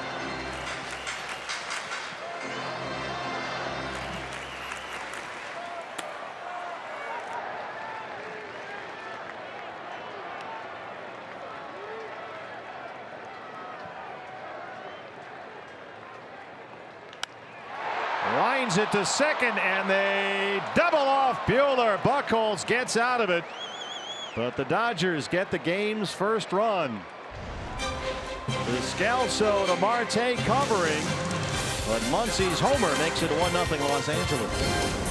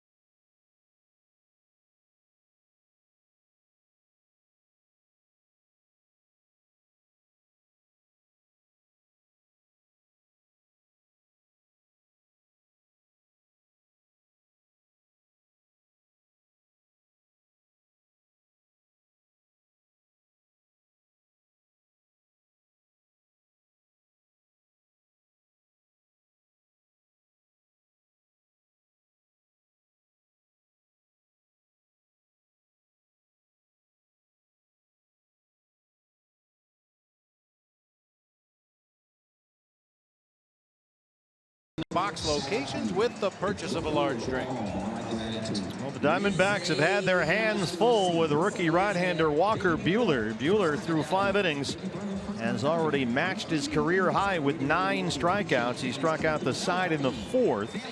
Struck out Buchholz to end the 5th. Diamondbacks looking to get this offense going. They have scored only 21 runs in their last 9 games.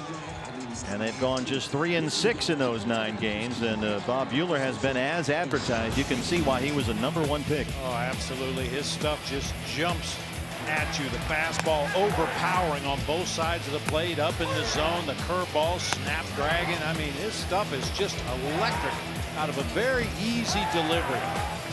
Anytime a pitcher has more hits than he's given up in a ball game, he's having a good day. He had 9 strikeouts against St. Louis recently, 7 scoreless in that appearance. 6 innings of 1-run ball at Safeco Field against the Mariners, then 7 scoreless at Colorado. He's beaten the Astros lately, and he's had it rolling here today.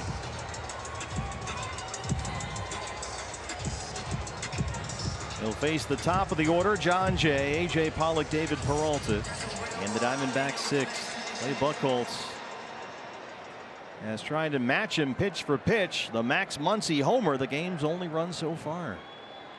But the D-backs have only 1 hit against Buehler. That was a Goldie single in the 1st. Jay has struck out twice. Starts him off with that breaking ball.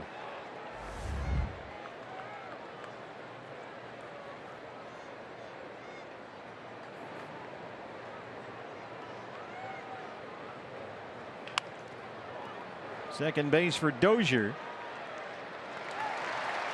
And that is 10 straight retired by Walker Buehler. Center fielder A.J. Pollock. Diamondbacks have not had a base runner since Buchholz walked to start the 3rd. AJ's walked and flying out 0 for 1. AJ still looking for his first base hit in this series. Right now he is fighting his way through a 3 for 42 skid.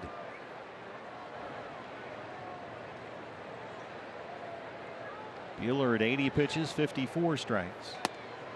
Fastball's in there, 0-1. How good has Buehler been here in the 6th inning? He gave up the Goldie base hit back in the 1st, but that ball wasn't hit hard. Goldie caught it off the end of the bat, looped it out into center field. The only hard hit ball I can remember was David Peralta lining out to left field in the 1st inning ahead of the Goldie base hit. Everything else has been soft contact or strikeouts. 95 up and in, 1-1.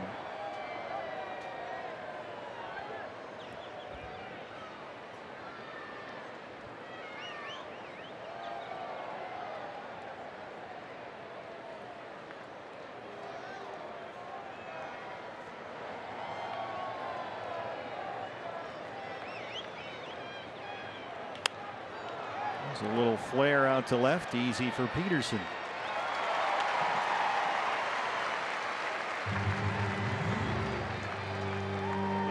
Well, unfortunately, on this road trip, we've gotten a little bit of a glimpse of the National League West of the future. We got to see Derek Rodriguez in San Francisco. We missed Andrew Suarez in San Francisco, but now Walker Buehler here in LA. Some of the young studs that we're going to have to deal with for years. Yep, that's for sure. Steven Duggar was a problem for a while, the Giants center fielder. Here's Peralta 0 for 2. That one is hit hard, but right at Dozier. 12 straight set down by Buehler. He leads it 1-0.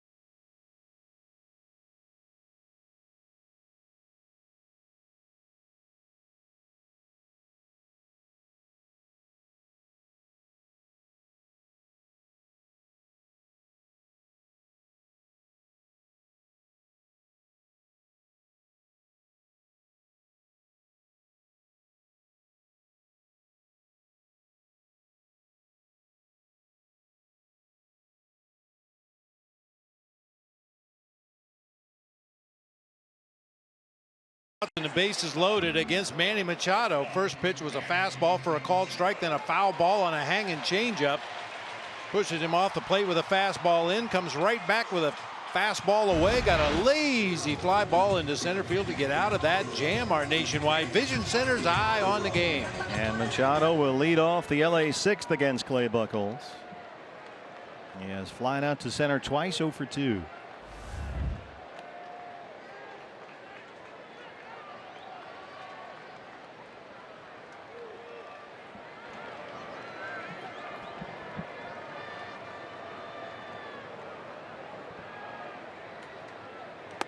Machado will become a free agent this winter at the tender age of 26. He hits the open market, which is why the price will be so high. He and Bryce Harper going to be writing some big checks. Yep. I don't think the price is going to be really the issue. They're both going to make a boatload of money. It's the amount of years. That's where some organizations get in trouble. You see a guy, oh man, we'll have him for the next 10 or 12 years. Well, you know, now you get so many opt-outs. Yeah. Who knows? We'll give you an opt-out after 3 or 4. You can hit the free agent market again if you want when you're 30, something like that. Kershaw has one of those. He can opt out after this year. But there was a report recently saying multiple people close to the Machado family cite his preference is the Yankees and the East Coast. He's from Miami. And the report said that Machado just considers LA to be a stopover. Yankees are supposedly the favorite. And he's been saying he wanted to play shortstop. He played shortstop all year in Baltimore after moving over from third. Defensive metrics for Machado as a shortstop are not favorable.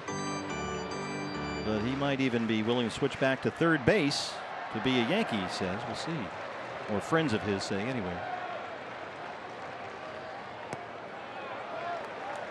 Full count 3-2. I'm not sure what Didi Gregorius' status is contract-wise in New York, but he plays a pretty solid defense at short. I don't know if they'd want to replace him with Manny Machado. Bellinger on deck. I'm fine if Machado wants to go be a Yankee. I think that'd be great. Yeah, I'm down with that.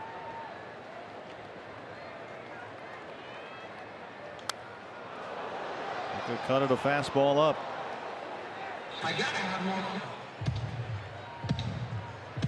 Machado, the third overall pick in the 2010 draft out of high school in Miami by the Baltimore Orioles. He doesn't have a yearning to go play for his hometown team? Hard to believe. 3-2. And a breaking ball he lays off. Just the second walk issued by Clay Buchholz. He's walked Turner and now Machado. Center fielder, Tony Bellinger. Bellinger has struck out twice against Buchholz today, 0 for 2. He still had only one hit in the series. That was a double in the game on Friday. Here comes Torey Lovullo. TJ McFarland is ready in the bullpen. You've got the lefty ready and the left-hand batter coming up. And no signal as of yet from the D-back skipper. These two go back a long way to Torey's coaching days in Boston. Very familiar with one another over the years. Well, you look at that fifth inning for Clay Buchholz. He gave up the leadoff home run to Muncy, then a base hit to Buehler down the right field line once again, a base hit to Peterson, and then a line drive double play. Well, don't go anywhere. We're going to stay right here as TJ McFarland comes in. As soon as this game is over on Fox Sports Arizona, it's the debut of our Cup of Coffee episode with Nick Ahmed. And right now we'll give you a sneak peek. I talked to Nick not too long ago about how he developed that tremendous throwing arm.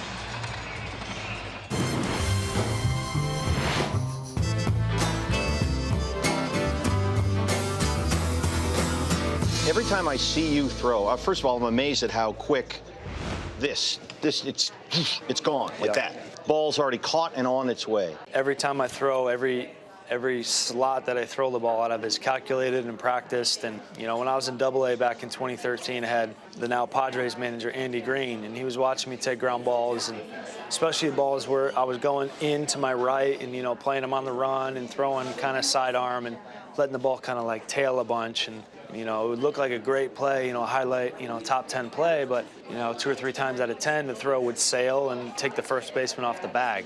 Because you're not throwing a fastball over there, suddenly you're throwing a slider or something. Yeah, he's throwing something that's moving too much, and it's hard to control. So he came up to me one day and was like, hey, why don't you try to take that ball and throw it more over the top to have it stay true? And I was like, I never really thought about that, and I started to work on it, and I noticed I could almost pretty much hit the guy in the chest at first every single time. And I was like, wow, I like that. Over the years, I've tried to really work on, you know, that exchange you're talking about, getting rid of the ball quickly, and something I work on almost every day in the off season, and my footwork to put myself in a position to catch and get rid of it quick. So it's all calculated and practiced, and something I'm working on continually each day. Just a little bit of our Cup of Coffee with Nick Ahmed coming up immediately following our game here today on Fox Sports Arizona. And he does work at it every day. We see it when we come out here to the ballpark every afternoon before a night game. All the Diamondbacks infielders out there working hard on their defensive game. Nobody works harder than Nick Ahmed. So that's coming up right after our game. TJ McFarland will come on and face Cody Bellinger with Manny Machado at first and nobody out here in the bottom of the 6th. TJ worked briefly in a ball game last night, only threw 4 pitches. Got Yasmani Grandal the ground out to end the 7th inning.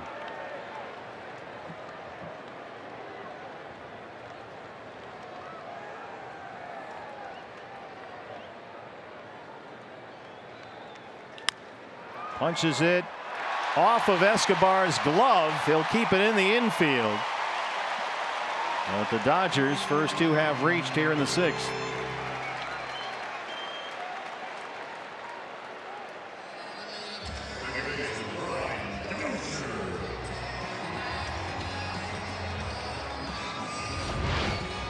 Ugly looking swing that time. Just kind of smothered that ball into the dirt, but a tough hop for Escobar to handle as he was running toward second base. Off the heel of his glove, high in the air that time. By the time he recovers, he thinks he still has a chance at Manny at second. That's always worth a try. You never know if Manny's running or not. Well, you want the lefty in there because you've got the switch hitting Grandal on deck and then Muncy behind him, but TJ is going to have to get through Dozier first. He's grounded out twice 0 for 2. This is what we were talking about yesterday with the idea that Matt Andriese would go to Visalia, get stretched out so he can work in long relief this month, which allows Torey Lovullo to now use TJ McFarland differently in a different role. He can bring him in early. He can use him as a matchup lefty like he's doing here today. TJ used to be just pretty much the long man because you needed one guy back there. But with Andriese stretched out, TJ now takes on a lot more responsibility. Got to get some bigger outs instead of just giving them some innings when they need them.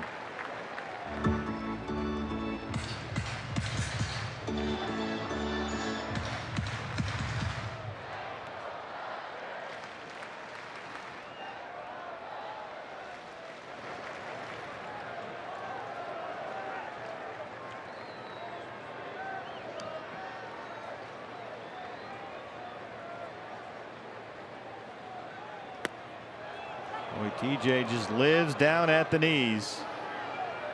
1-2.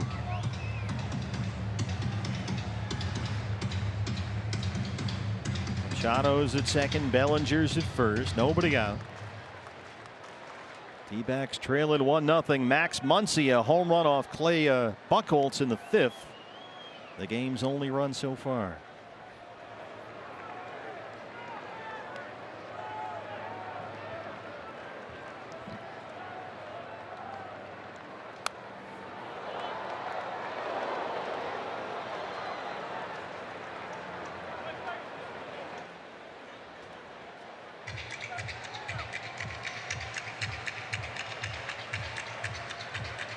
Dozier's not had a very good series. He's 1 for 12.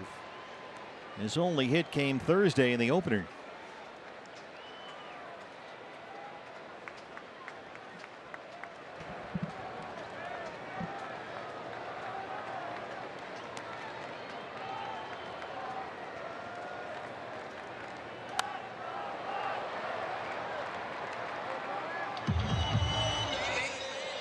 Big year for second baseman at the trade deadline. Dozier and Ian Kinsler and Jonathan Scope. A lot of second basemen changed teams this year. And Dozier acquired on July 31st, right at the deadline from Minnesota for Logan Forsythe and a couple of minor leaguers. Daniel Murphy. Now the Cubs. 1-2.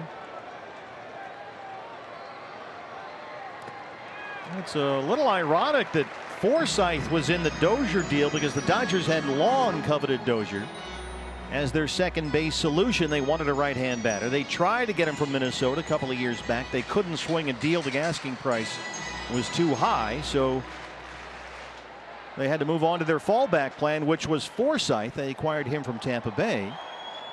And now here they are a couple of years later. They trade Forsythe to Minnesota for Dozier. Forsythe just did not work out here.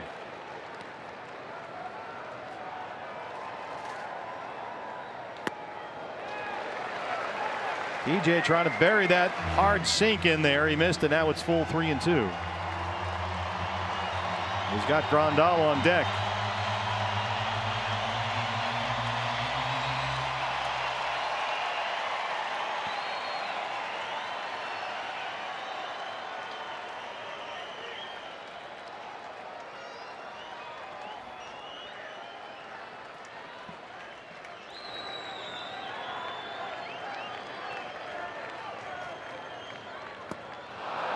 T.J. McFarland comes up with a big strikeout, 1 down. He got the righty. Now he'll spin Grandal around and bat from the right-hand side. He got the strikeout, but that's not his MO. He was looking for the ground ball right there. Everything down, down, down, but gets Dozier to swing right over the top of that sinker. Grandal, the switch hitter, bats right-handed. He has struck out twice against Buchholz.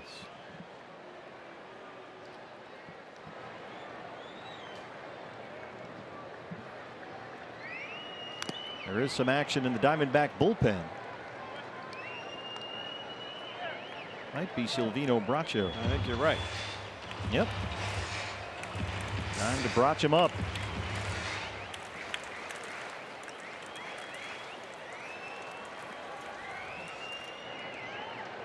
He could be getting ready for Hernandez if we get that far. You've got the left-hand batting Max Muncy on deck.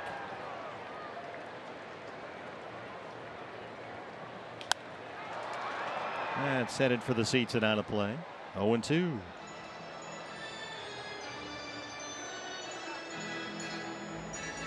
Grandal, a switch hitter. He's only batting .207 from the right-hand side. So that's why you want the lefty in there against him.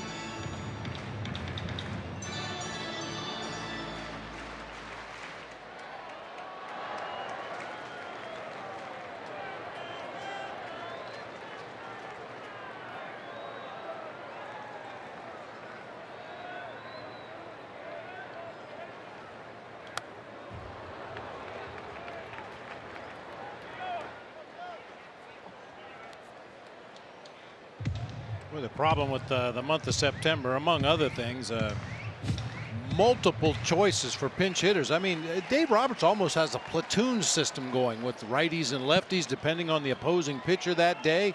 If we do happen to get down to Kike's spot in this inning and Torrey goes to the right-hander, you might see Alex Verdugo off the bench, a left-handed bat with some thump, a guy that can play right field. Yeah, Verdugo got in the game last night. Yeah, I mean, it's not just about the crowds in the clubhouse, and we kind of joke around about that, but it completely changes the way you play the most important games of the year. Oh, absolutely. I mean, with a regular 25-man roster, you know exactly who's available off the bench. You know exactly what matchups you're looking for. You know what matchups you're looking to avoid. And you don't even have to look at your card because there's only 4 or 5 players available off the bench on a given day. But, man, you suddenly put 10 or 11 or 12 players available over there to hit. That changes everything. Yeah, it's like getting a credit card without a limit. You can just go crazy and spend. Sure. Just spend one pinch hitter after another. Bring in 5, 6, 7 reliever. Doesn't matter. You got a million choices.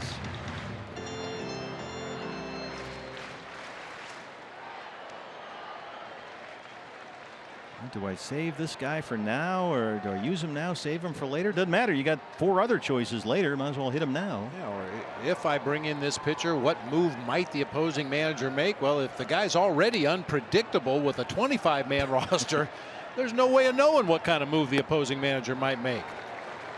Yeah, it's a shame. Everybody seems to hate it, and yet nothing ever seems to get done about it. Expanded September rosters.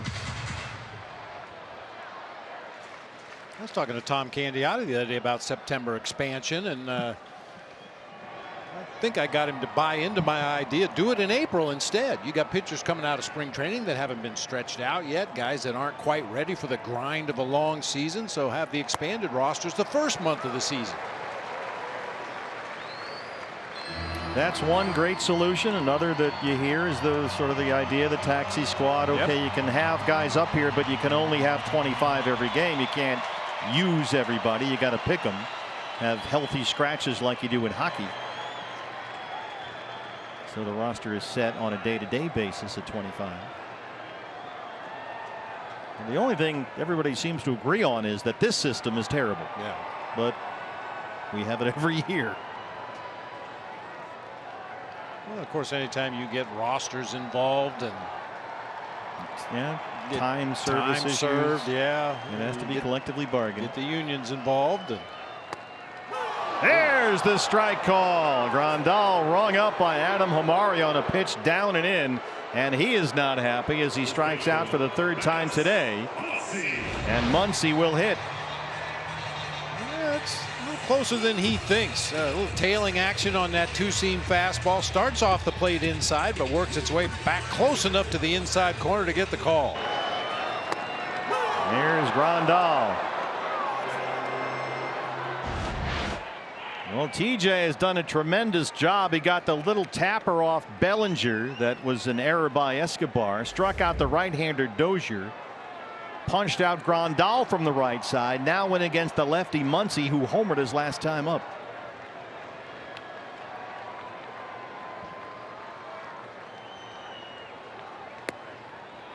Just a little low, 1-0. Now Muncy can hit lefties. He's about 275 against left-handers this year. And he's homered 8 times against lefties. Machado still at second, Bellinger at first, 2 outs.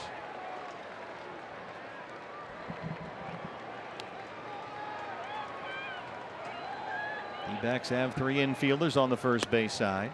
That one caught the corner, 1-1. Muncy a home run into the Diamondback bullpen to lead off the 5th against Clay Buchholz.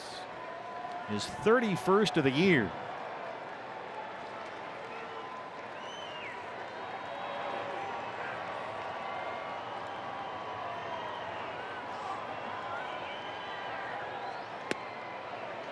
A little low. That goes back to what you always say, Bob. Just miss in your favor. Better there than leaving it up against a guy like this.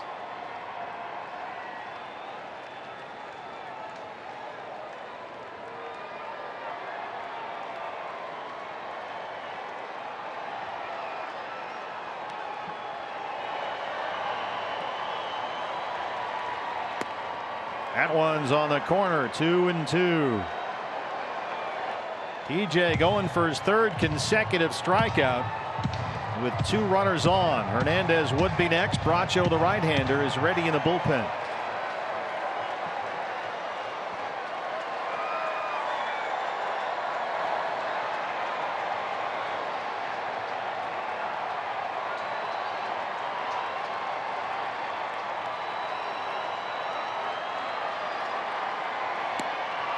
TJ McFarland, 3 consecutive strikeouts to strand 2. What a job by TJ. The return of the Mac keeps it 1-0.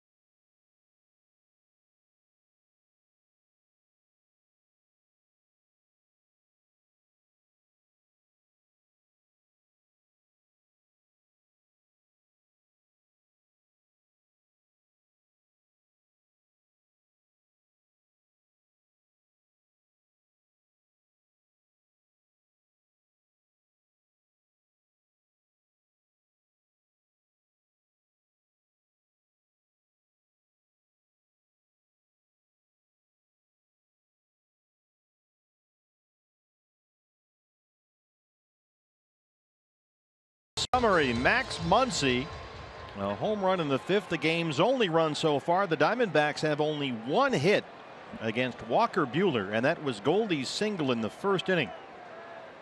He has retired the last 12 batters he's faced. Goldie is singled and struck out as we start the 7th. Goldie 6 hits in the series. He homered here Friday.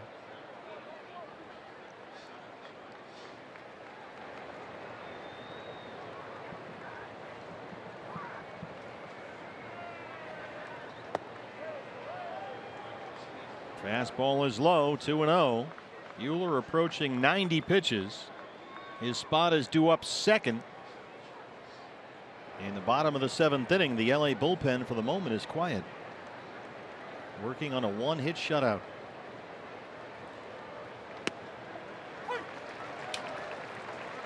There's that good slider.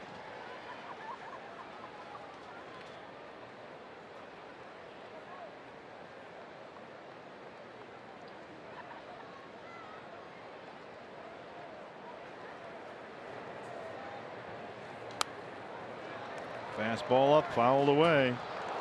This is the Diamondbacks' only base hit today. Goldie with 2 outs in the first. A little cue shot off the end of the bat that dropped out there in front in center field. Solid contact from David Peralta in a couple of his at bats today, but as I mentioned last inning, just not a lot of hard hit balls against Walker Buehler. Yeah, Buehler coming off a 6-pitch 6th, and Goldie has got another one. He dunks it into right center. Just the 2nd Diamondback hit today.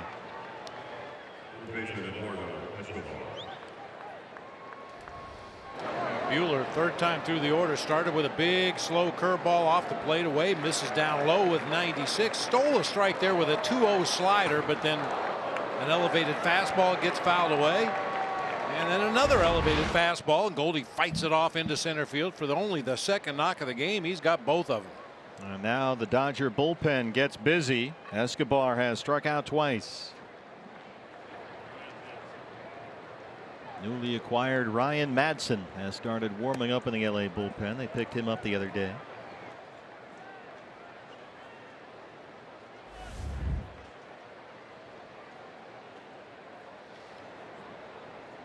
Pitch by pitch to Goldie, brought to you by Nationwide Vision Center's Eye on the Game. 90 pitches for Walker Buehler, 60 strikes. He has walked only 2. He's matched his career high with 9 strikeouts. And he hasn't pitched out of the stretch since back in that 3rd inning, the leadoff walk to Clay Buchholz, but he would manage to go 1, 2, 3. John Jay, A.J. Pollock, and David Peralta. He's been pitching out of the windup ever since. Yeah, that Buchholz walk was the last D-back base runner. Goldie snapped a stretch of 12 straight set down by Walker Buehler. And now he's fallen behind on Eduardo Escobar, 3-0 with Descalso on deck.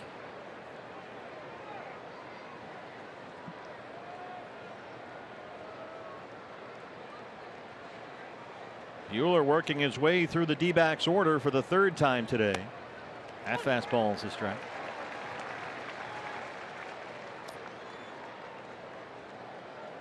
Here's the veteran Ryan Madson.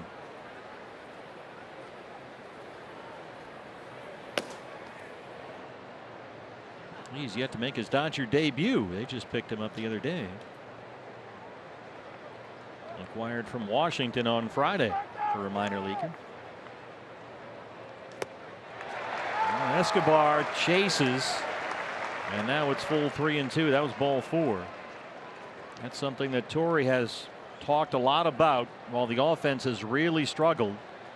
The need for everybody to stay patient. He has seen his hitters chase some pitchers' pitches instead of waiting and executing the game plan.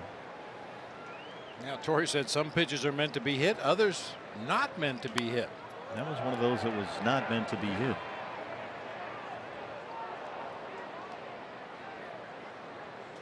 Well, when you're fighting for a division title, everybody wants to contribute, and it makes guys a little jumpy up there sometimes. Shift is on against Escobar. That's Turner, the 3rd baseman, way over there near the right field line. Full count, 3-2.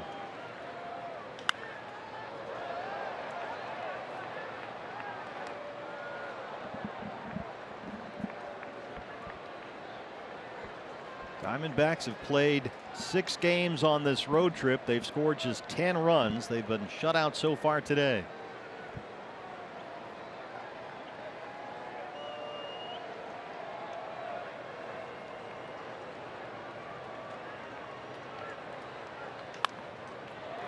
This will stay playable. It's away from the shift. Machado calling for it. And that's the first out in the 7th.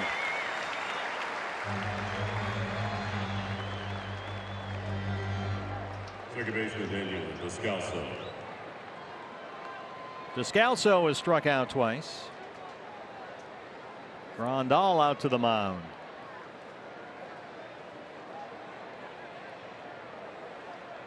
Madsen is ready in the bullpen. No sign of anything from the Dodger dugout.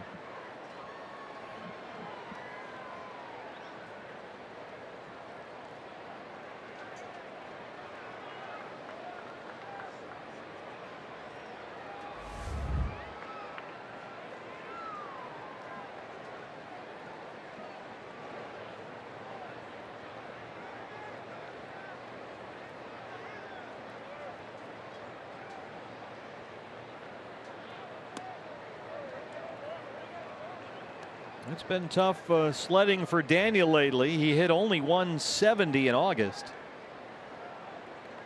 And he's about a 200 hitter since the All-Star break. Those timely hits have dried up a little bit. Could use one right here.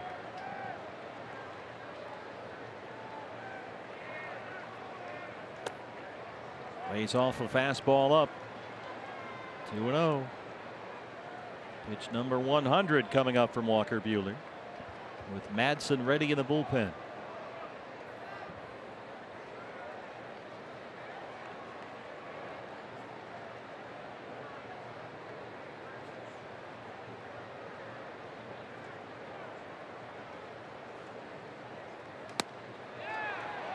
Not going to bite, down and in. It's 3-0. 100 pitches, 65 strikes.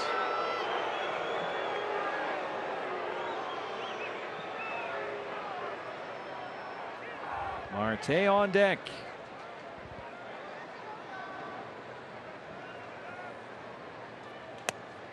There's your 3-0 fastball.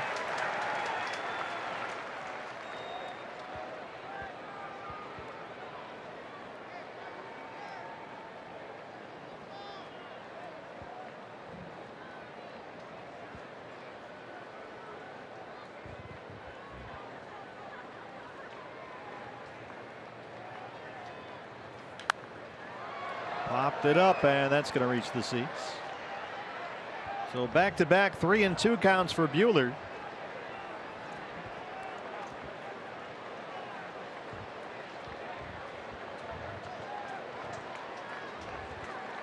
Dave McKay coaching at first.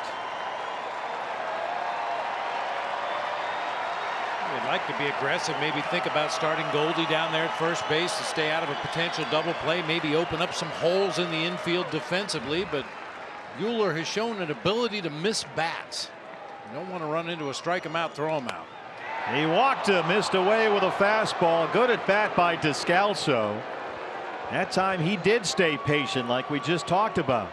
And Dave Roberts is going to go to Madsen here. That's it for Buehler.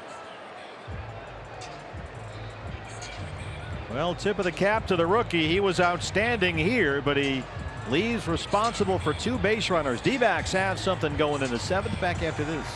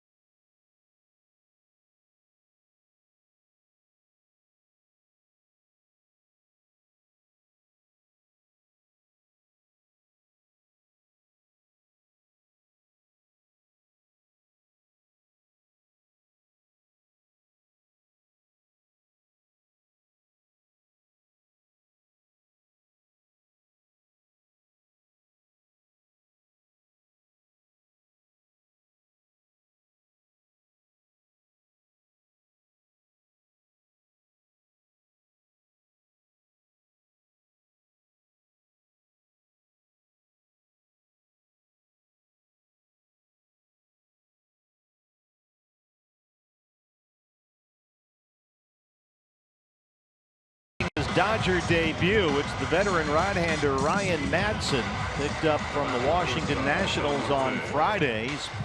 Been on the DL twice this year, but he still managed to make 49 appearances. He'll face Ketel Marte with runners at first and second and 1 out.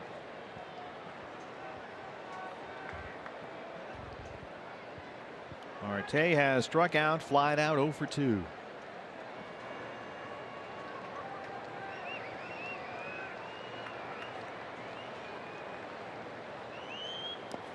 Well, the Diamondbacks have managed to hang around and keep this a 1-0 game, and now they get into that LA bullpen. We'll see if they can take advantage.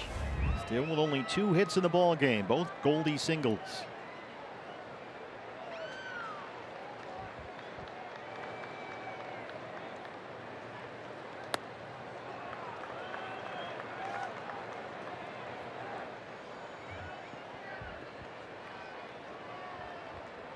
Madsen does have 41 strikeouts in 44 innings this year, but his ERA is over 5 1/4.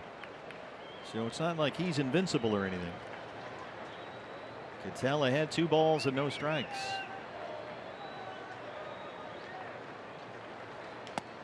Make it 3-0.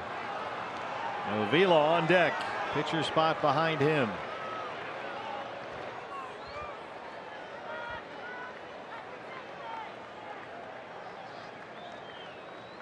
Third straight Diamondback hitter to see a 3-ball count. And he walked him. D-backs have the bases full, 1 down. Their best chance of the day right here, and the hitter is Alex Avila. Catcher Alex Avila. Avila has grounded out, flied out. He's 0 for 2.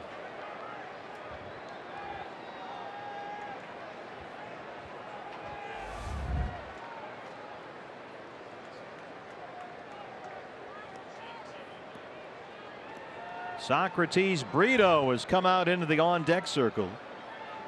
He would hit for TJ McFarland. Socrates among the September call-ups yesterday.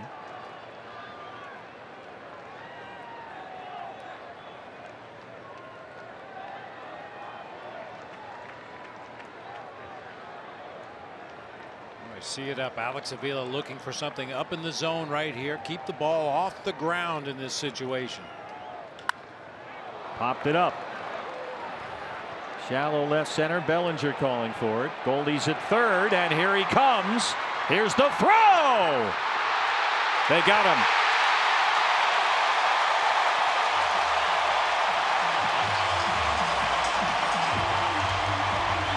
Torey Lovullo waving, hold on. They want to take a look at the replay. Jerry Narron on the phone with Alan Campbell in the video room. Here's a peek.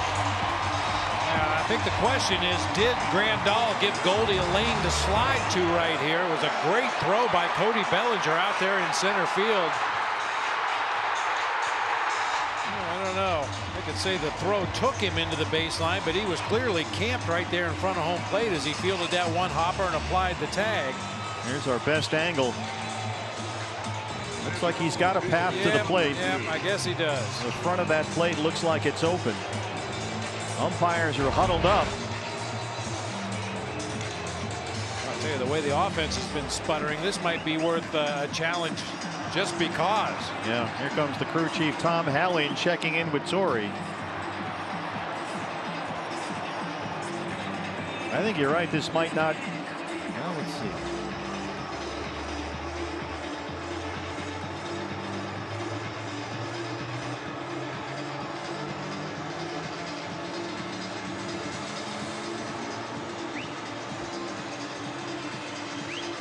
We'll put the headsets on and talk to New York.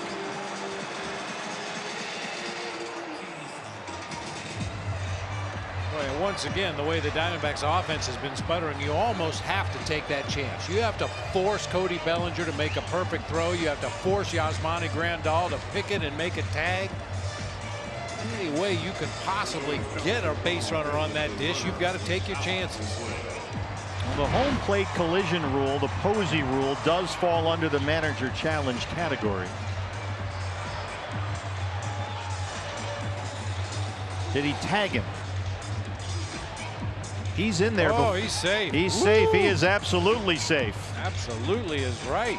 The foot is on top of the plate well before the glove touches Goldie. That was pretty definitive. This is not a question about the Posey rule. This is not a challenge of was there a path to the plate. This is a challenge about the tag. The Diamondbacks feel that he did not apply the tag in time.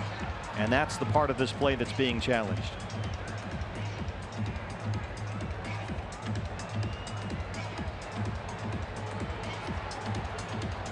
That angle we had was very clear.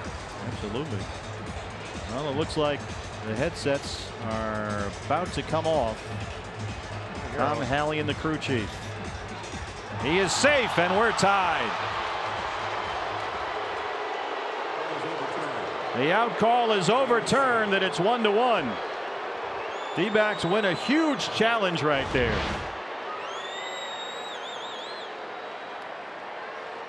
Boy, the front leg, or front foot rather, on the ground as it got to home plate. So many times we see a guy with that front leg up in the air sliding over the top of home plate, giving that catcher an opportunity to apply a tag. That time Goldie had that lead toe on the ground, got on the plate as quickly as he possibly could. Everybody moves up. They'll give Madsen a couple of warm-up tosses after the delay, and Brito will hit for McFarland. So it's a sacrifice fly, RBI for Alex Avila. 2 outs now, second and third, and a big at bat for Socrates Brito, who is 2 for 17 with the Diamondbacks this year. His numbers at AAA Reno, where he had a nice season for the Aces. 318 and 17 homers.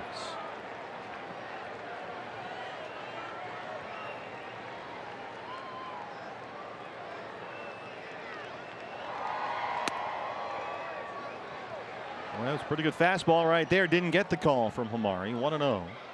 Boy, a base hit right here, and Walker Buehler will go from a dominating winner to a no decision to a loss, possibly. This is a big spot for Brito. His first appearance with the Diamondbacks since June 2nd.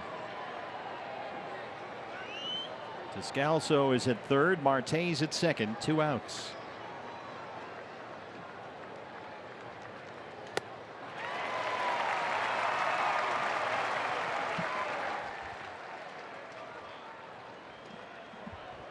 Keep in mind that Torrey's 2 preferred left-hand pinch hit options, Jay and Descalso, already in the starting lineup. And so they go to Brito, who does a good job to lay off that one. That Ryan Madsen changeup, that has been his money pitch for years now. Brito's ahead 2-1.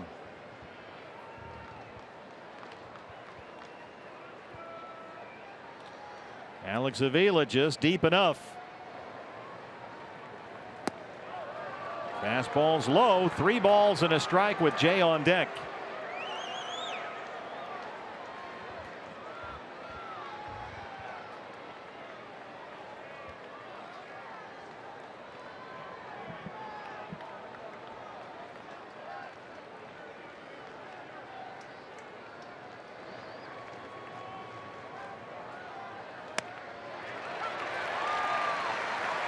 It's full, 3-2. I don't mind that 3-1 take if it's not exactly the pitch you're looking for. He's got to come back in that strike zone again on the 3-2 pitch. Or get him to chase a changeup. Dodgers bullpen is busy. Here it is to Brito. That's out of play. Went with a fastball.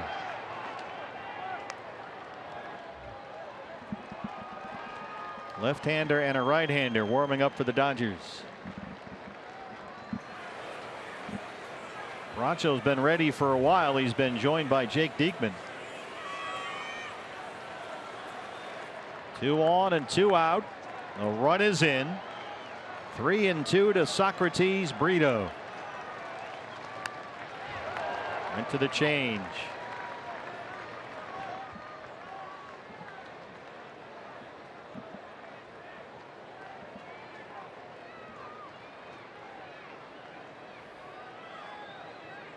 winner of this ball game has the National League West lead all to themselves.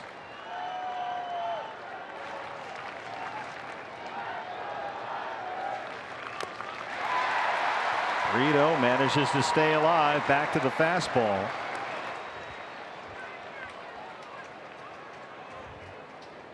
Tell you what, considering the situation, he hasn't been here in 2-3 months. Big spot. This is pretty good at bat.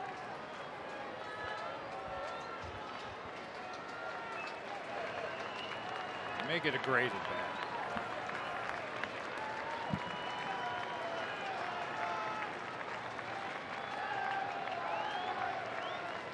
Got him. D-back strand 2, but Goldie sneaks home on the Avila fly ball with a tying run, and we strand.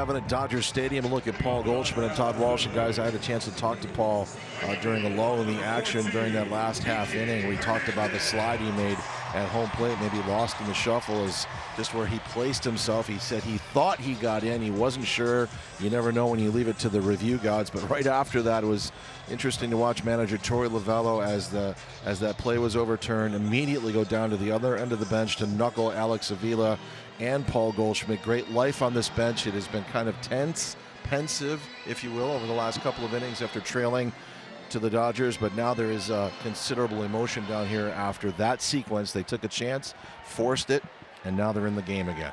All right, they only have 2 base hits, both Goldie singles, but they're tied up in the 7th. Silvino Bracho on to face Kike Hernandez, the number 8 hitter for the Dodgers.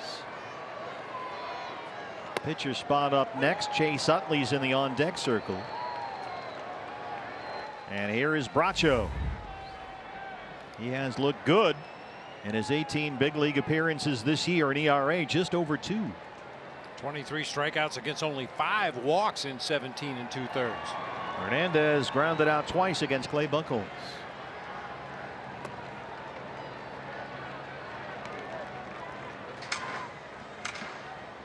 So you've got Kike, Utley to hit for Madsen, and then the leadoff man Peterson.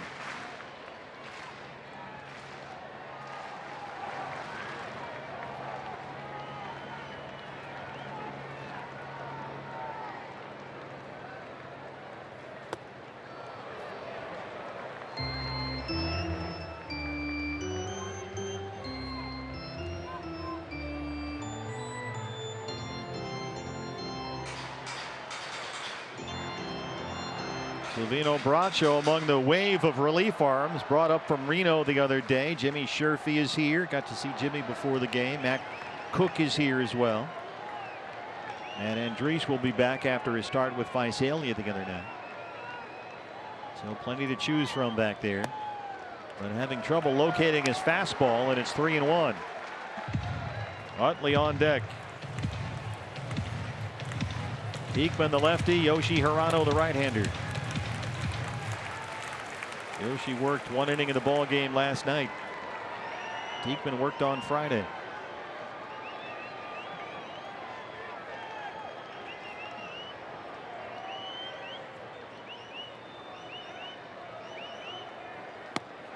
Well, he walked the leadoff man. Silvino having trouble locating that fastball. And here's Utley.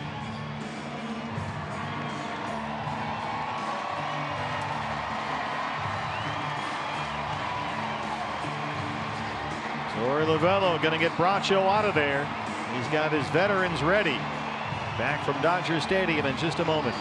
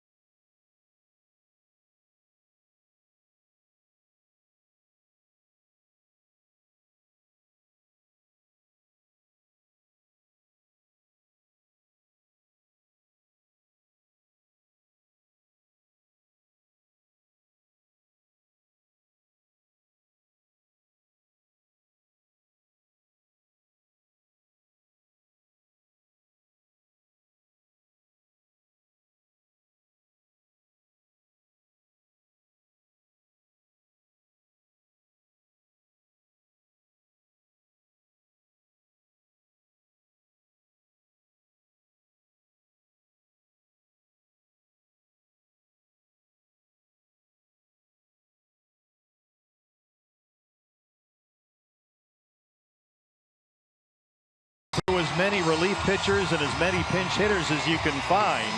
And once the left-hand hitting Chase Utley was announced, Torey Lovullo counters with his lefty, Jake Diekman. And the Dodgers pull Utley back, and Matt Kemp will hit. And Kemp, of course, had the big home run last night in the 8th inning against Archie Bradley. I don't think for one moment that Torey Lovullo didn't at least anticipate that there might be a possibility of a pinch hitter for the pinch hitter, and likes this matchup. Jake Diekman and that high velocity fastball against a guy who occasionally has trouble catching up to fastballs.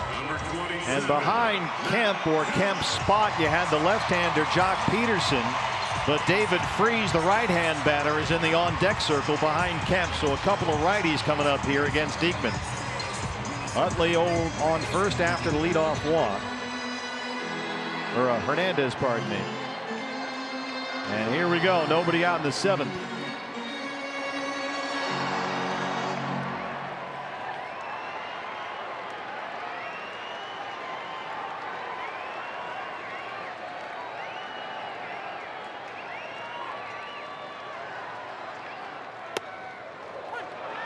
Fastball's up, but he gets the call from Adam Hamari. 0-1. I mentioned earlier, Hamari is very much a pitcher-friendly umpire. Just about anything around the zone has been a strike today. Kemp's home run last night is 20th of the year.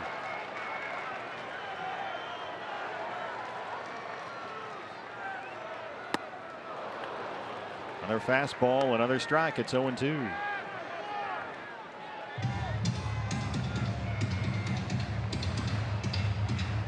Diekman was especially impressive here Thursday in the series opener. He got 3 strikeouts in the 7th inning. He punched out Taylor, Puig, and Grandal.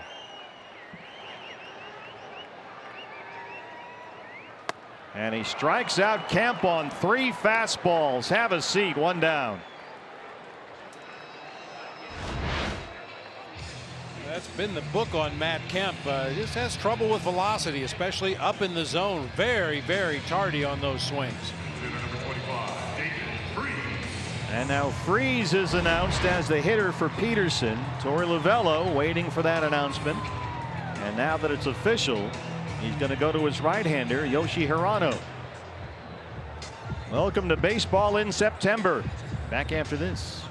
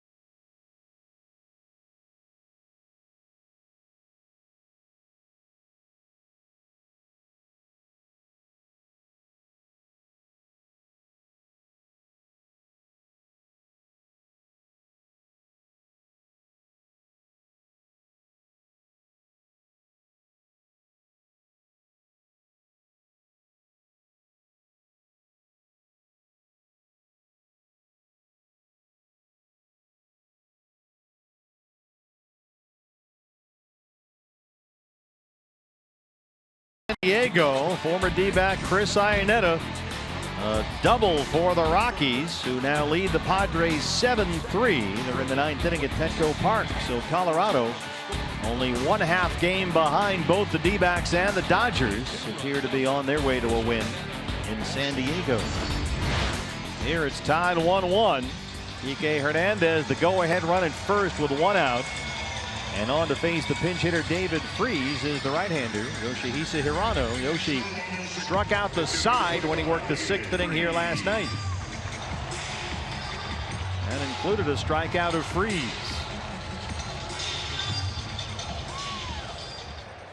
Freese acquired Friday from Pittsburgh. 284 and 9 home runs. He hits for Peterson.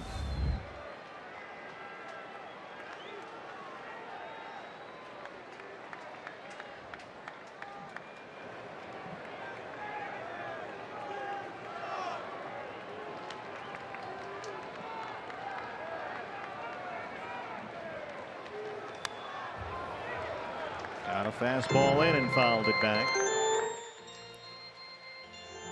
You got the 2 big thumpers behind Freese, Turner and Machado.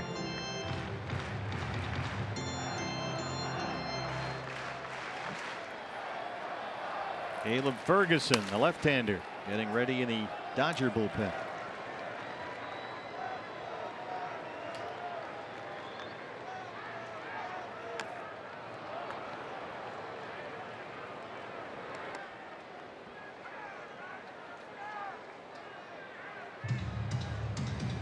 Bracho came on to start the 7th. He walked Hernandez. Diekman struck out Kemp on 3 fastballs, and now Yoshi's ahead of Freese 0-2.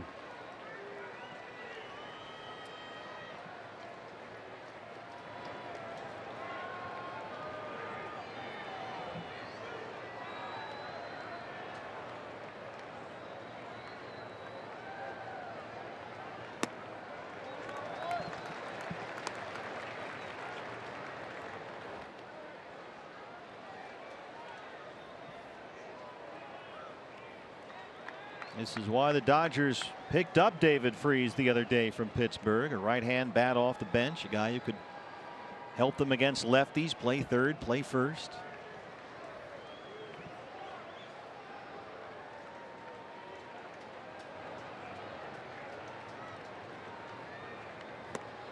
Yoshi goes to the split and gets a huge strikeout. How about Diekman and Hirano? 2 down. And here comes Turner. There you see that split finger grip, the tumbling rotation as that ball gets up into the hitting zone and just bottoms out. Serves a great off-speed pitch, plus it has a lot of downward movement when he throws it like that. Turner has flied out, he's walked, he's lined into a double play. 0 for 2.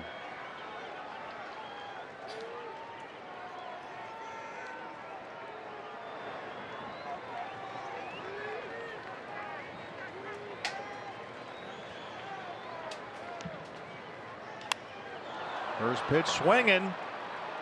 Descalso trying to get under it, looking up into the sun, and Yoshi Hirano and Jake Diekman combined to strand that leadoff walk. We're still tied at 1.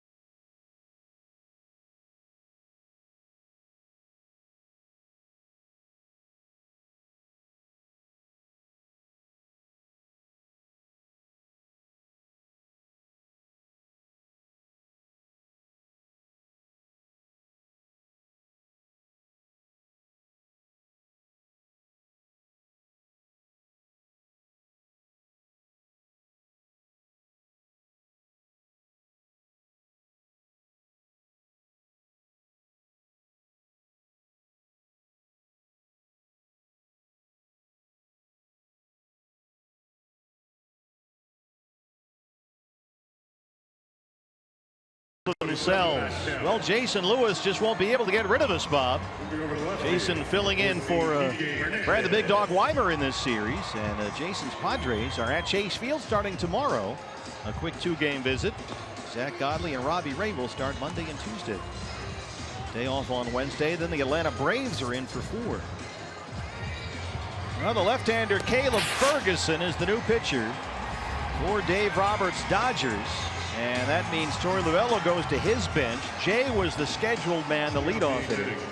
And Souza will hit for Jay.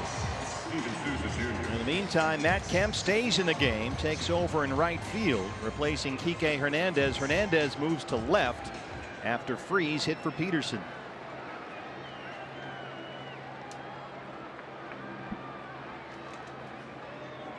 So Souza will hit. 246 and 4 home runs.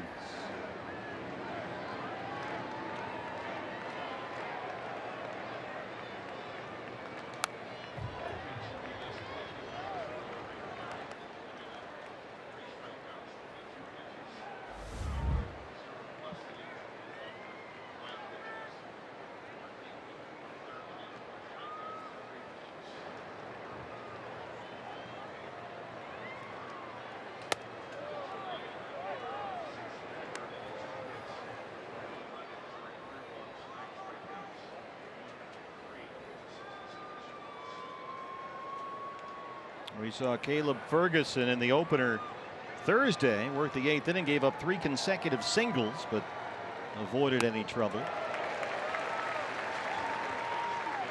1-2 on Souza.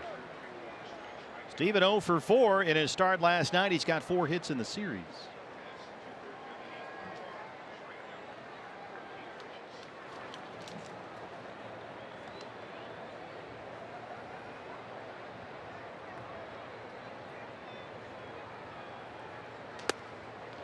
Fastball misses upstairs. He doesn't chase, and he's even 2-2. A.J. Pollock still looking for his first base hit in the series on deck, and then it's David Peralta.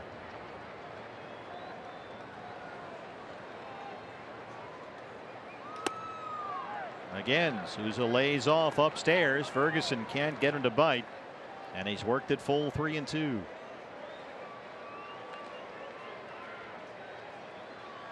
Diamondbacks still with only 2 base hits, both Goldie singles. He scored on an Avila sacrifice fly. Just got a piece of that fastball.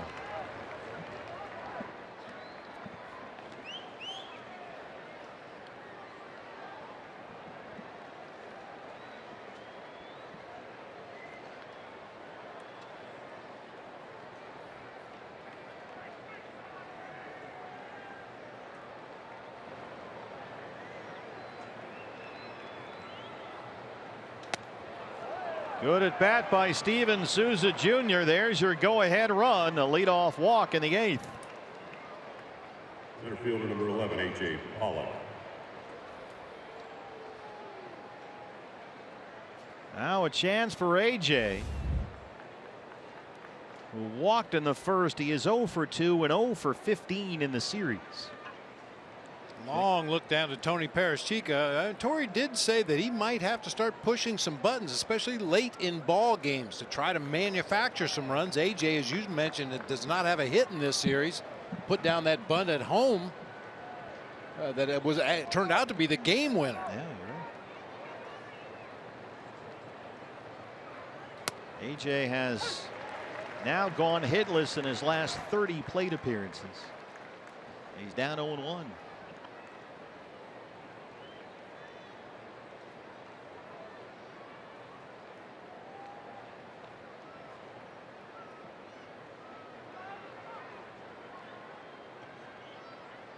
You do have Turner back behind the bag at third.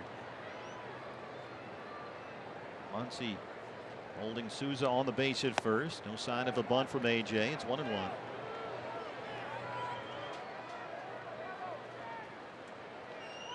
Checking back in with Tony Paraschica down there. New set of signs.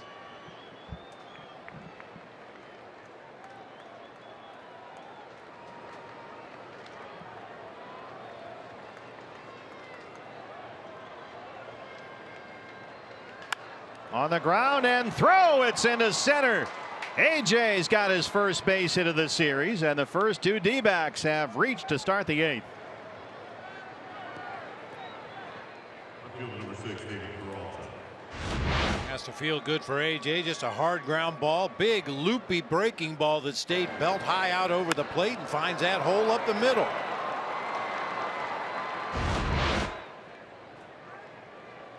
That's got to feel good for AJ. Let's protect that left thumb as Peralta steps in 0 for 3. David's big home run here Thursday night has been his only hit in the series. 2 on and nobody out. 1-1 in the 8th.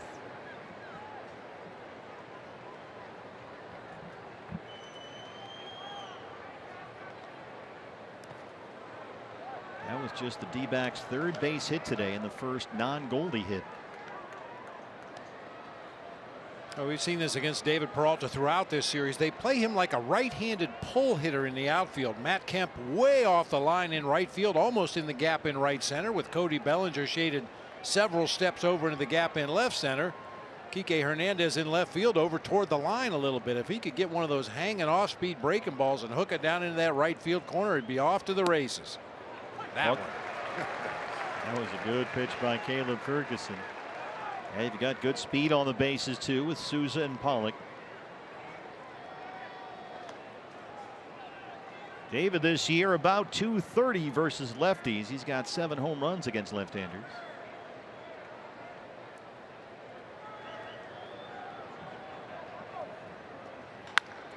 This is backhanded by Machado. They get 1 and 2. Souza's in at third.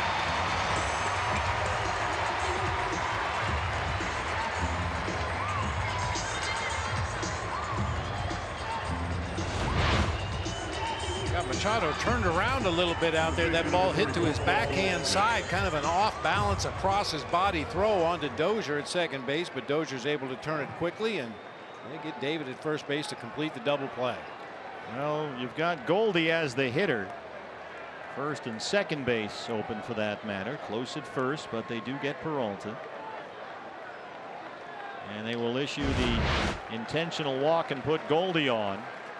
And work to Eduardo Escobar. Escobar was not out there in the on deck circle, so he has to grab a helmet and run out there. That's what happens when you're behind the guy that they walk intentionally with this new no pitch intentional walk deal. You got to be ready. And so here he comes to bat right-handed.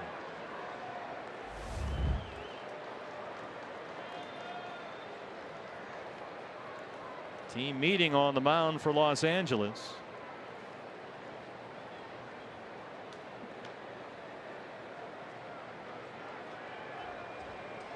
D-backs had first and second, no outs. Now runners on the corners and 2 down. Trying to get the go-ahead run in from third.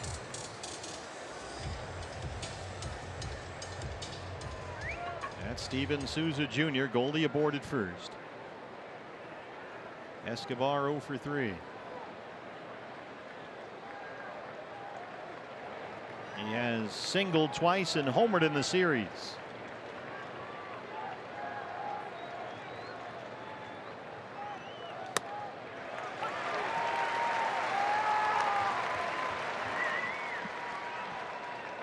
Escobar homered here yesterday against the lefty Clayton Kershaw. His 20th of the year and his 5th as a Diamondback.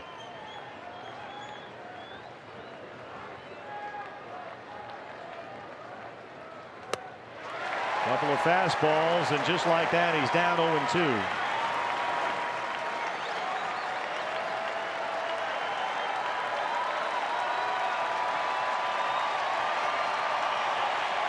Welcome to September in the National League West. 1-1 in the 8th, 2 on and 2 out.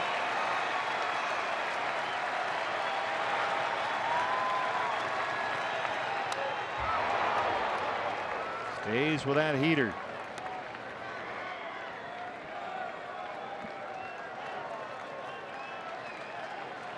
Descalso hoping to get a chance. Souza the go-ahead run 90 feet away. Goldie at first.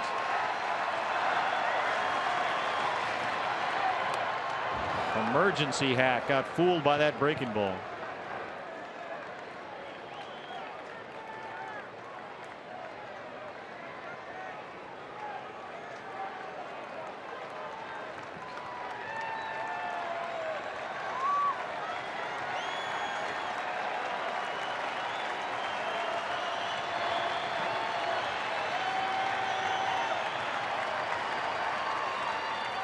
Got him.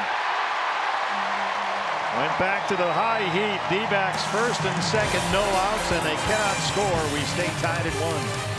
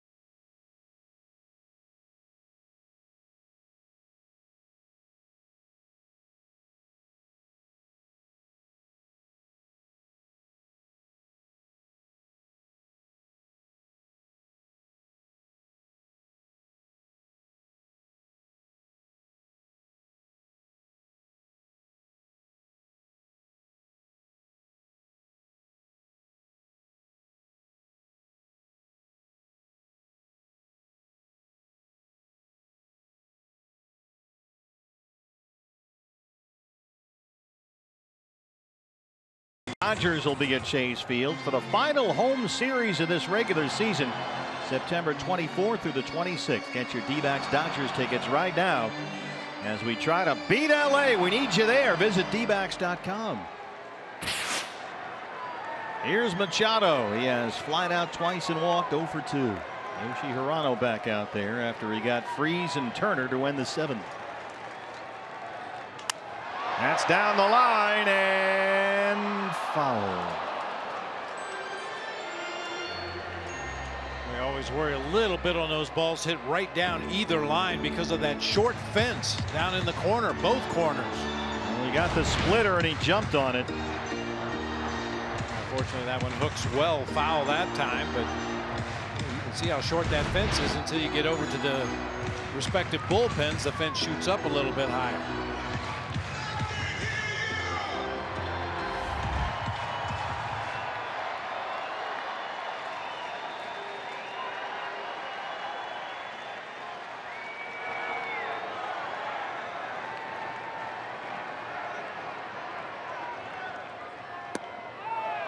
He's off that splitter. It's 1-1.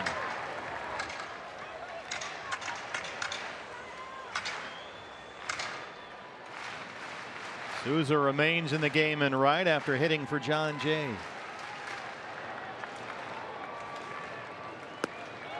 Fastball misses. 2 balls and 1 strike. Machado, Bellinger, and Dozier, the scheduled hitters in the LAA. Chafin and Bradley in the Diamondback bullpen. Both those guys pitched in the 8th inning last night.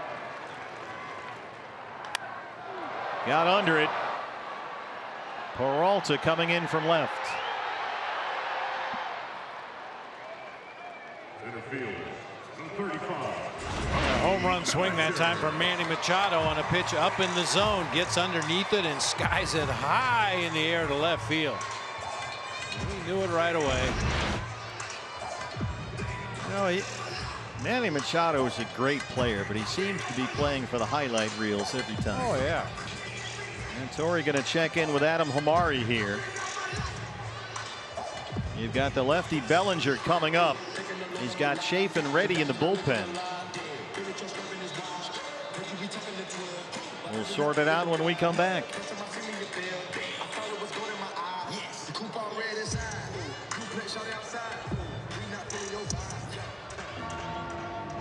He's gonna get Escobar on there. Looks like Nick, isn't it? Nick's coming.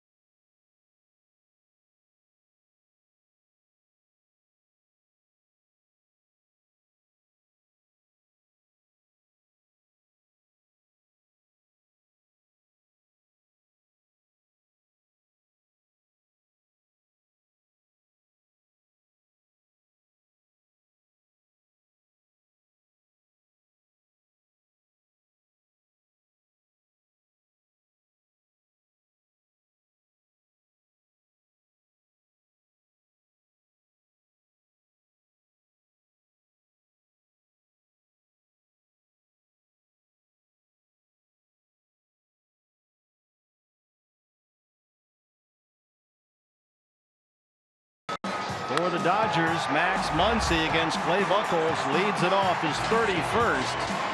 And that has been the only LA run so far. Our Chaz Roberts air conditioning cool play of the game comes in the 7th. Avila with Goldie at 3rd. Initially called out at home. Diamondbacks challenged and won the challenge. Goldie gets the foot in there just ahead of Grandal's tag. And that's how we got to 1-1.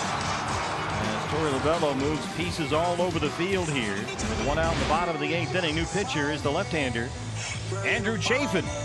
On to face Cody Bellinger with one out. It's a double switch. Nick Ahmed comes in, takes over at shortstop. Ahmed will bat 9th. Eduardo Escobar comes out of the game. Pitcher spot 5th for the Diamondbacks.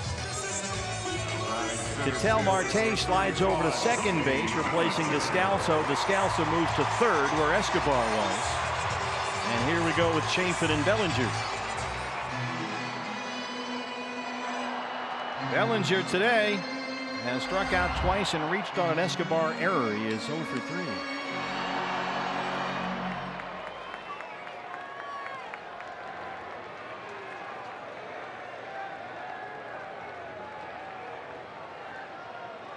D-backs have 3 infielders on the first base side against the left-hand hitter. That slider's in the dirt.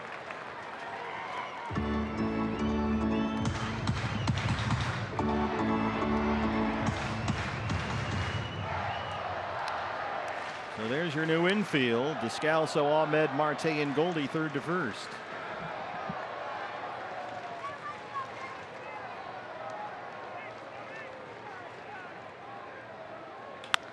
Off the mound, Nick is right there. Sure enough, the new guy right to him.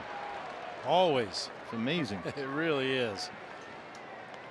Second base, Don't number forget, 6. as soon as our game is over, the Nick Ahmed Cup of Coffee debuts. Here's Brian Dozier.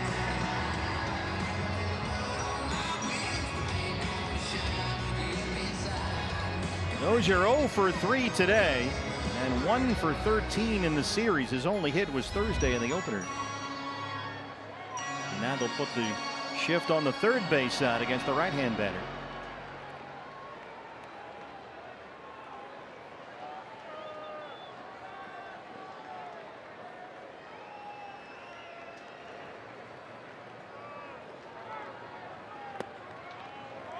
Fastball is low, 1-0.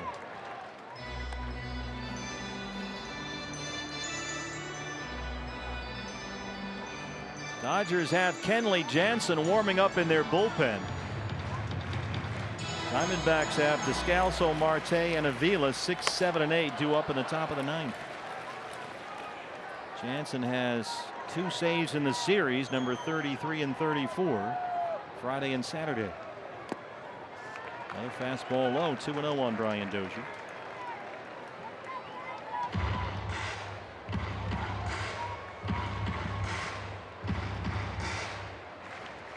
Chafin got the final 2 outs of the 8th inning yesterday after Archie Bradley gave up the Kemp homer.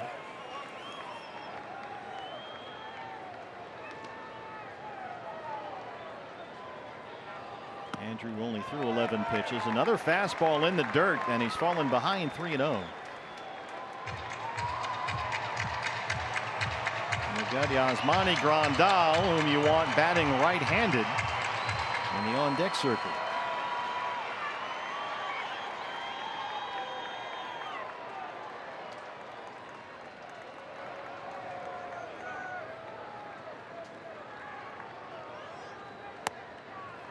There's a strike, 3-1.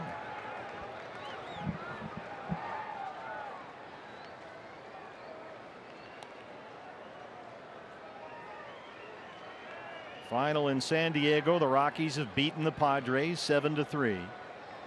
So as of this moment, there's a 3-way tie for the division lead. At third for Descalso.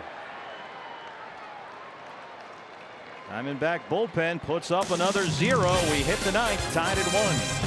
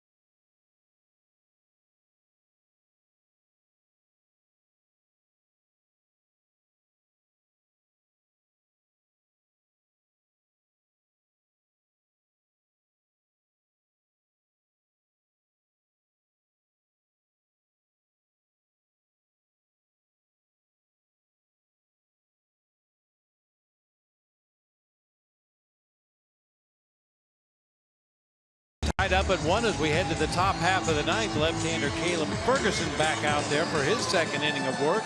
He'll face Daniel Descalso, Ketel Marte, and Alex Avila unless we see some pinch hitters here in the top half of the ninth inning. Descalso 0 for 2 on the day. He struck out his first 2 at-bats in the ballgame. He did draw a walk back in that 7th inning when the Diamondbacks left a couple men on base after Goldie scored on that close play at the plate.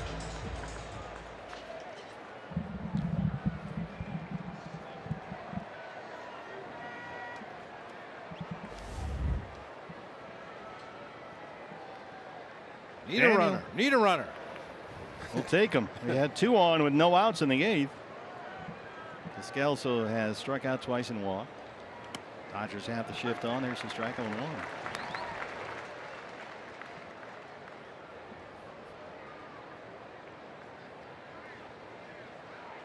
Here's a look at the LA defense.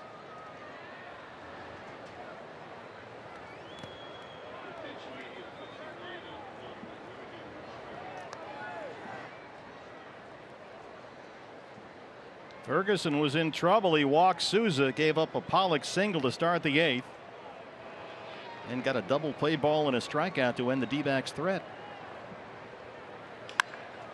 There's a fly ball deep left center field. Bellinger backing up. He's at the wall, and that ball is gone.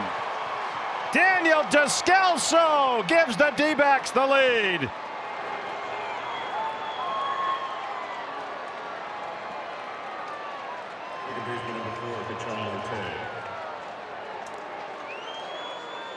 Bellinger gave it an A+ effort. He almost skied up there and got it. It's 2-1 D-backs. That's even better than a base runner. Circle the bases. Daniel Descalso going just to the left, a straightaway center that time.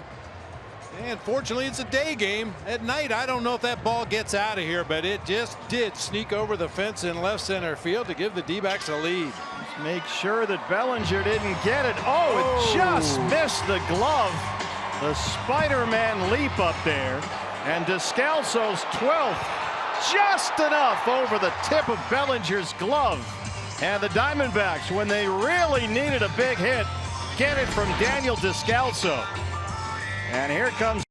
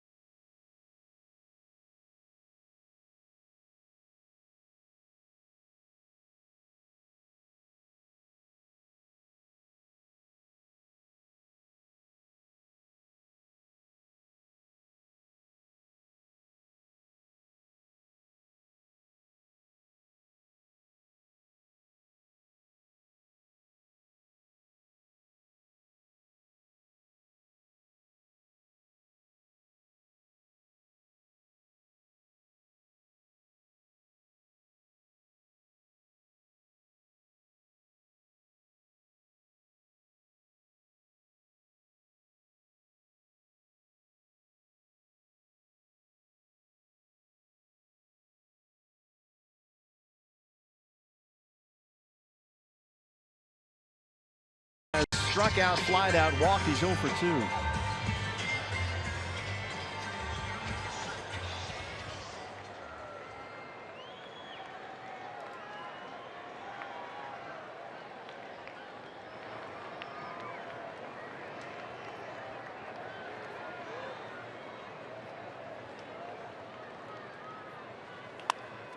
Little squib shot, and Dozier gets to it, spins and throws. Nice play by the Dodgers second baseman to get Ketel Marte. That looked a lot like the play Hernandez made at the end of the ball game last night. Absolutely. Covered a lot of ground to get there with a diving stop, spun around, made an accurate throw to first.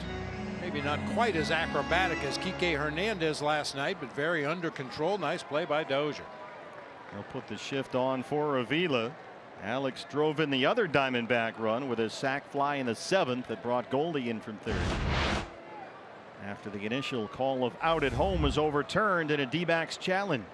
It's been a game of inches here today, to say the least.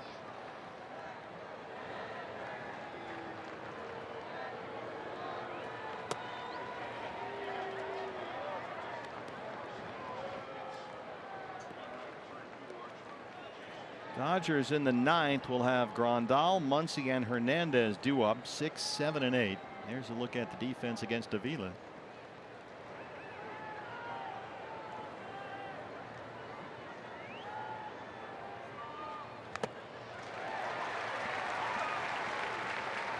Well, that Descalso homer, that was your classic Dodger Stadium home run. There's that little gap between the top of the wall and where the front row of seats ends.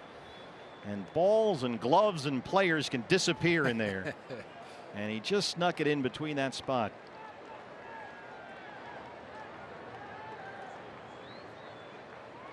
Boy, not a lot of wind here at Dodger Stadium, but what wind there is gently blowing out toward left center field. Just enough. Just enough. Would you like to say farewell to the Death Star speaker? This is our last visit here. I've got a lot of things I'd like to say to the Death Star speaker, but I'm not sure anyone would hear you. We'll save it until next year. It's Descalso making all the noise here today.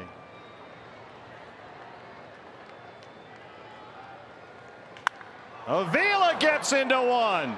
And that ball is off the wall. He just missed a home run. Alex digging for second, and he is in there. A line drive off the wall and right over the head of Matt Kemp out there. And Avila hustles into second. Boy, unfortunately, a lot of the balls that Alex hits to the outfield have drastic topspin on them. Really finishes hard with that top hand. That gets that topspin. That ball looked like it was out of here, but hits about halfway up the wall. Ricochets right back to Matt Kemp. Going to make it a close play at second base. Fortunately, Justin Turner covering the bag right there couldn't hang on to the baseball.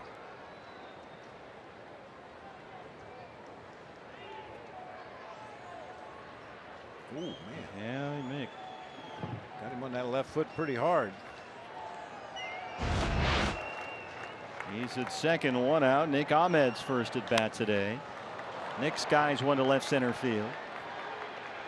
Bellinger fighting the sun.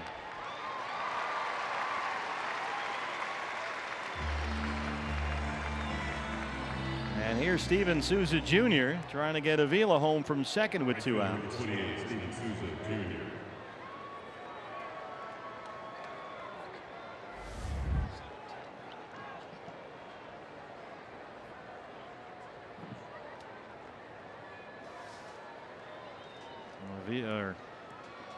Kenley Jansen wants a word with Grandal now. D-backs have out-hit LA 5-4. They lead it 2-1.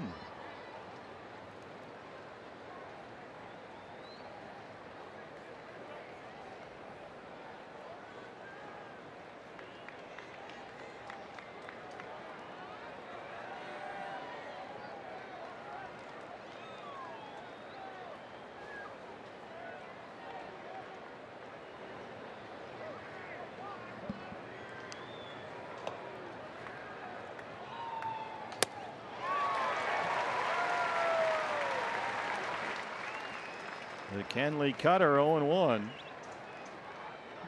Souza walked as a pinch hitter against the lefty Caleb Ferguson to start the 8th.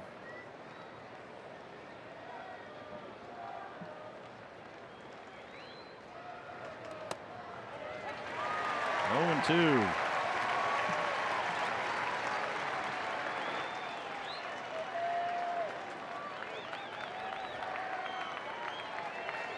Brad Boxberger ready in the Diamondback bullpen. 0-2 on Souza.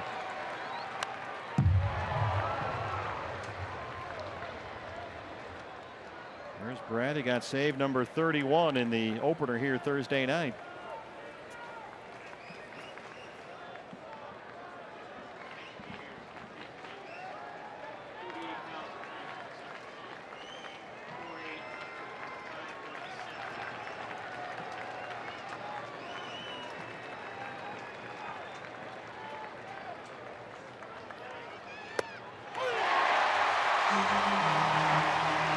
Daniel Descalso gets the game's big hit. Left on left against Caleb Ferguson. Descalso takes it out just enough to left center. And the Diamondbacks have a 2-1 lead. Bottom 9 coming up.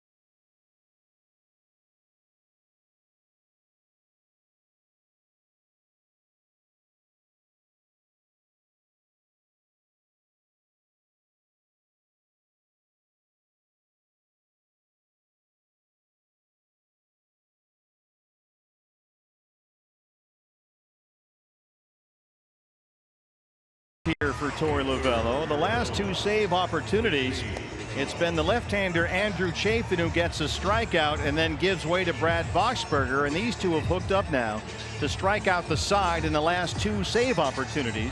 One in San Francisco on Wednesday and the other here in the opener on Thursday, and Chafin is back out there to start the bottom of the ninth as Chris Owings replaces Daniel Descalso with third. As Monty Grandal was the scheduled hitter, Torey Lovullo leaving the left-hander in there to flip Grandal around to the right-hand side. And now Dave Roberts will counter with the struggling Chris Taylor. So Taylor hits for Grandal.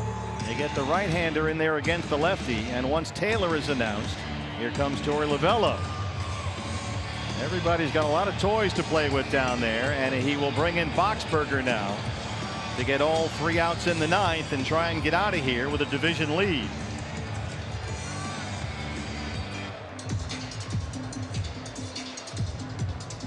It has been an unbelievable road trip. I know a lot of Diamondback fans frustrated with the lack of offense, but you have to really be amazed at the job that this entire pitching staff has done, both the rotation and the bullpen. Outstanding job by the pitching staff, and you might as well get used to this, because if the Diamondbacks get where they want to go at the end of the season, you're going to be playing a lot of close ball games the rest of the way. I mean, all four of these games have been absolute thrillers. Now, some of them didn't work out the way we hoped, but they've been tremendous ball games, and we saw great pitching in San Francisco. So in 7 games on this trip, counting today, the Diamondbacks have scored a total of just 12 runs.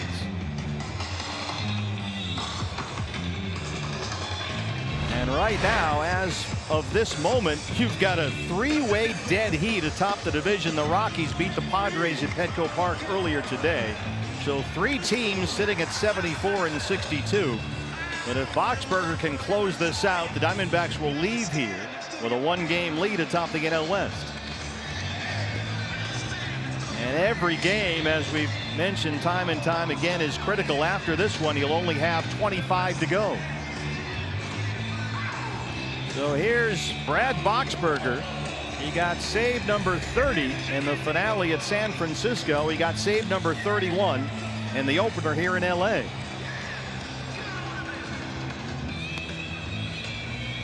So they're going to burn Taylor. It was initially going to be Grandal. Dave Roberts countered with Taylor. Torey Lovullo counters with Boxberger. And now Roberts pulls Taylor, and he'll go to the left-hand hitter, Alex Verdugo. Verdugo, the Tucson native, just recalled Saturday with everybody else as September rosters expand. This is his first appearance since July 27th when he hit a home run in Atlanta. Verdugo. So Verdugo hits for Taylor, who was hitting for Grandal. Against Boxberger, who's in for Chaffin. Who's on first? Verdugo, 280, that one home run. You recall he had a big series against the D-backs at Chase Field beginning of May. He doubled 4 times in 4 games. So he will lead it off in the bottom of the 9th.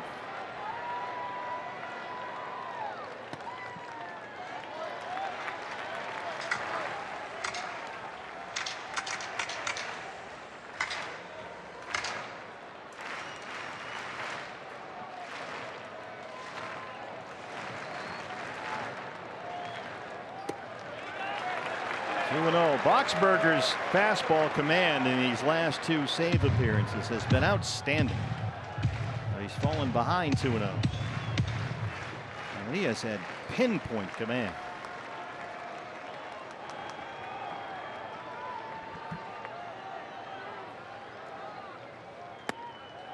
There's a strike. Boxberger in his last 2 appearances has struck out every batter he's faced. 4 up, 4 down, 4 punch-outs.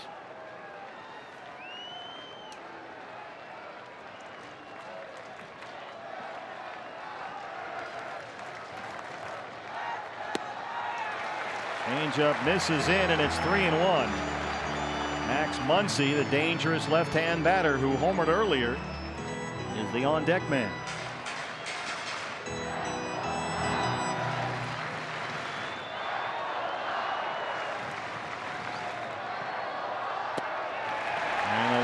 Man's aboard. There's the tying run, and the winning run comes to the plate.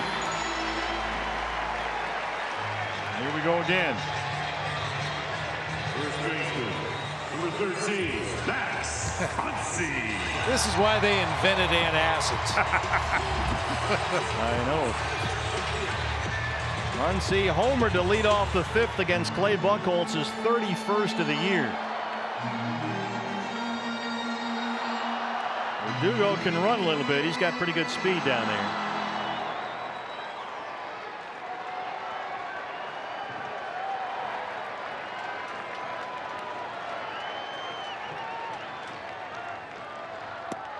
There's the strike. Changeup is in there.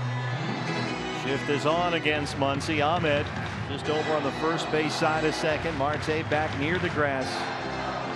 Owings even with a bag at third.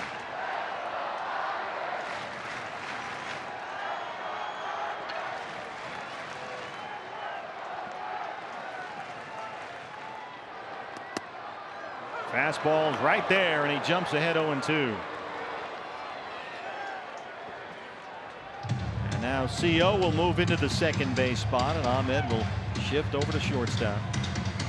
Kike Hernandez is the on-deck hitter. And then it's Matt Kemp.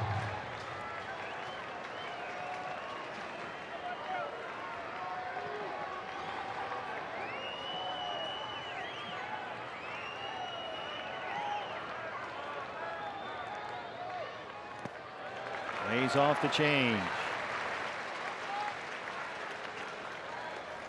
George Lombard coaching at first base for LA.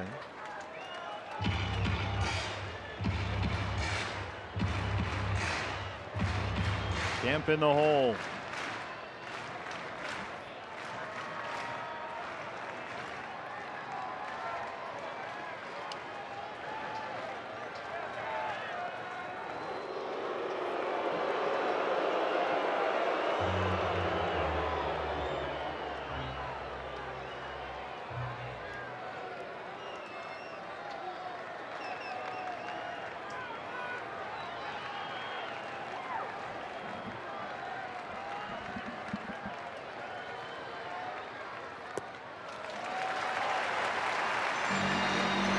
Boxberger has sprayed that fastball around just a bit. It's 2-2 now.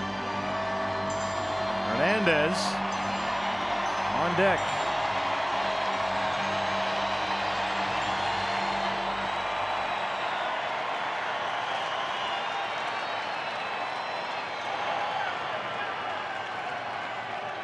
Left side of the infield is wide open. This is Badley with another fastball, and it's full 3-2.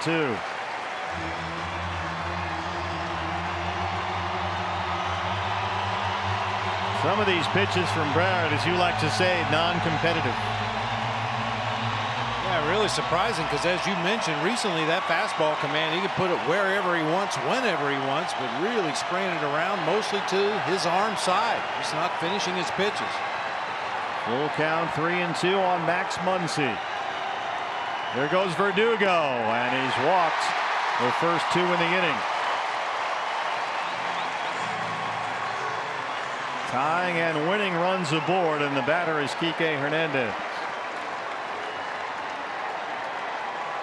Tim LeCastro will come on and run for Muncy. He's the winning run at first. Dave Roberts is taking advantage of these expanded rosters. He's using every club he's got in the bag.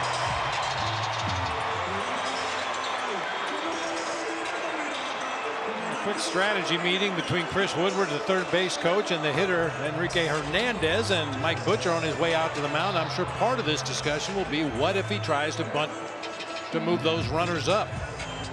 Kike Hernandez put down 3 sacrifice bunts this year, the only position player for the Dodgers with more than 1. Well, by our count, Diamondbacks in this ball game have used 19 players. The Dodgers have used 18. Bradley in the bullpen. Boxberger on the ropes. First and second, no out. And the batter is Kike Hernandez.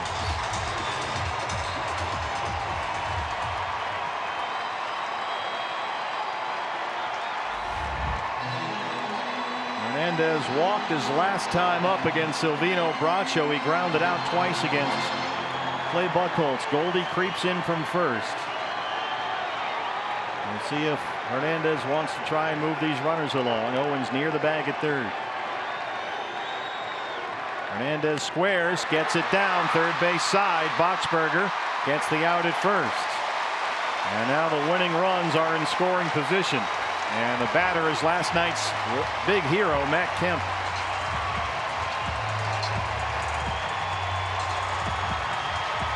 And we got 48,000 Dodger fans on their feet. Here comes the skipper. And we might get a rematch of Bradley and Kemp.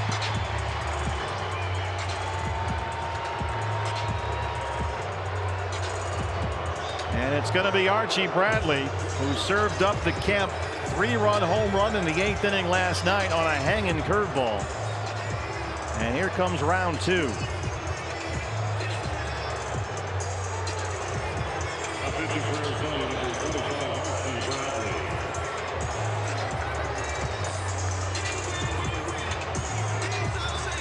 Well, Archie was the one who was adamant. We showed you that at the top of the show. Is this a big loss last night? Nope. Come back, get him tomorrow. Every game counts in September.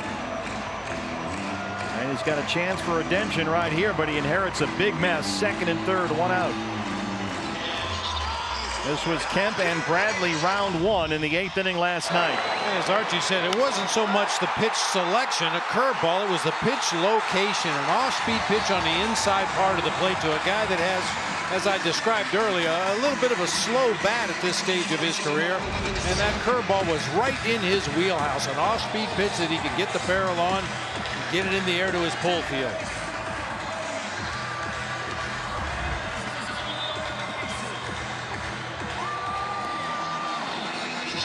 He's got Verdugo as the tying run at third. LeCastro is the winning run at second. 1 out, and it's Kemp and Bradley. They even pitched to Matt Kemp in this situation. Well, you've got Yasiel Puig, who has come out in the on-deck circle. Tolles is out there as well. Dodgers have 3 guys in the on-deck circle right now. I mean, if you intentionally walk Kemp, obviously that loads the bases, and now you have to throw strikes, but it does set up a potential inning-ending double play.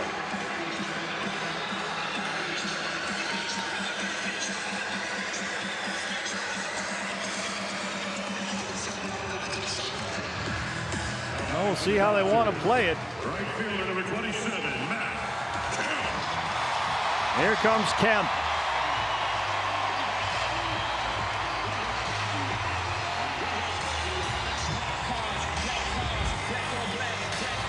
He struck out against Jake Diekman as a pinch hitter in the 7th, remained in the ball game, and took over in right field. Verdugo is the tying run at 3rd. LaCastro running for Muncy, the winning run at 2nd. Pitcher spot is up next. Andrew Tolles is in the on-deck circle. Kemp hits a fly ball deep to left center field. And it's off the wall. The Dodgers walk it off.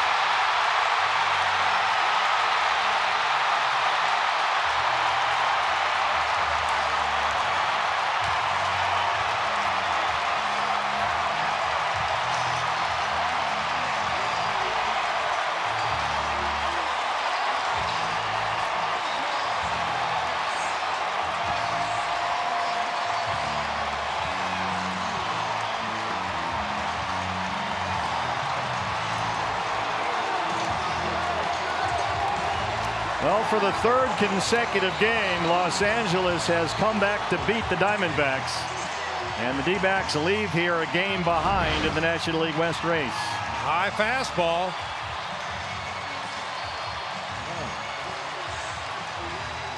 Yeah, that's discouraging. He just missed another home run there, high off the wall in left center. And Verdugo and LaCastro score easily. And the Diamondbacks have now lost 7 of their last 10. They lose another heartbreaker in Los Angeles. And for the 3rd consecutive game, it's a 3-2 Dodger win.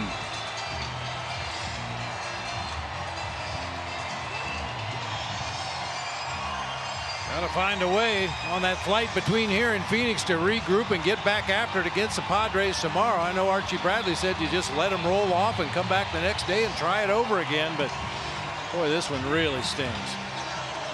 Up next, it's the debut Cup of Coffee with Nick Ahmed.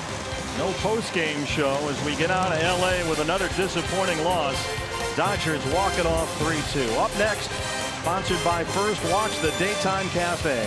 Cup of Coffee with Nick Ahmed. We'll see you back home tomorrow night against the Padres.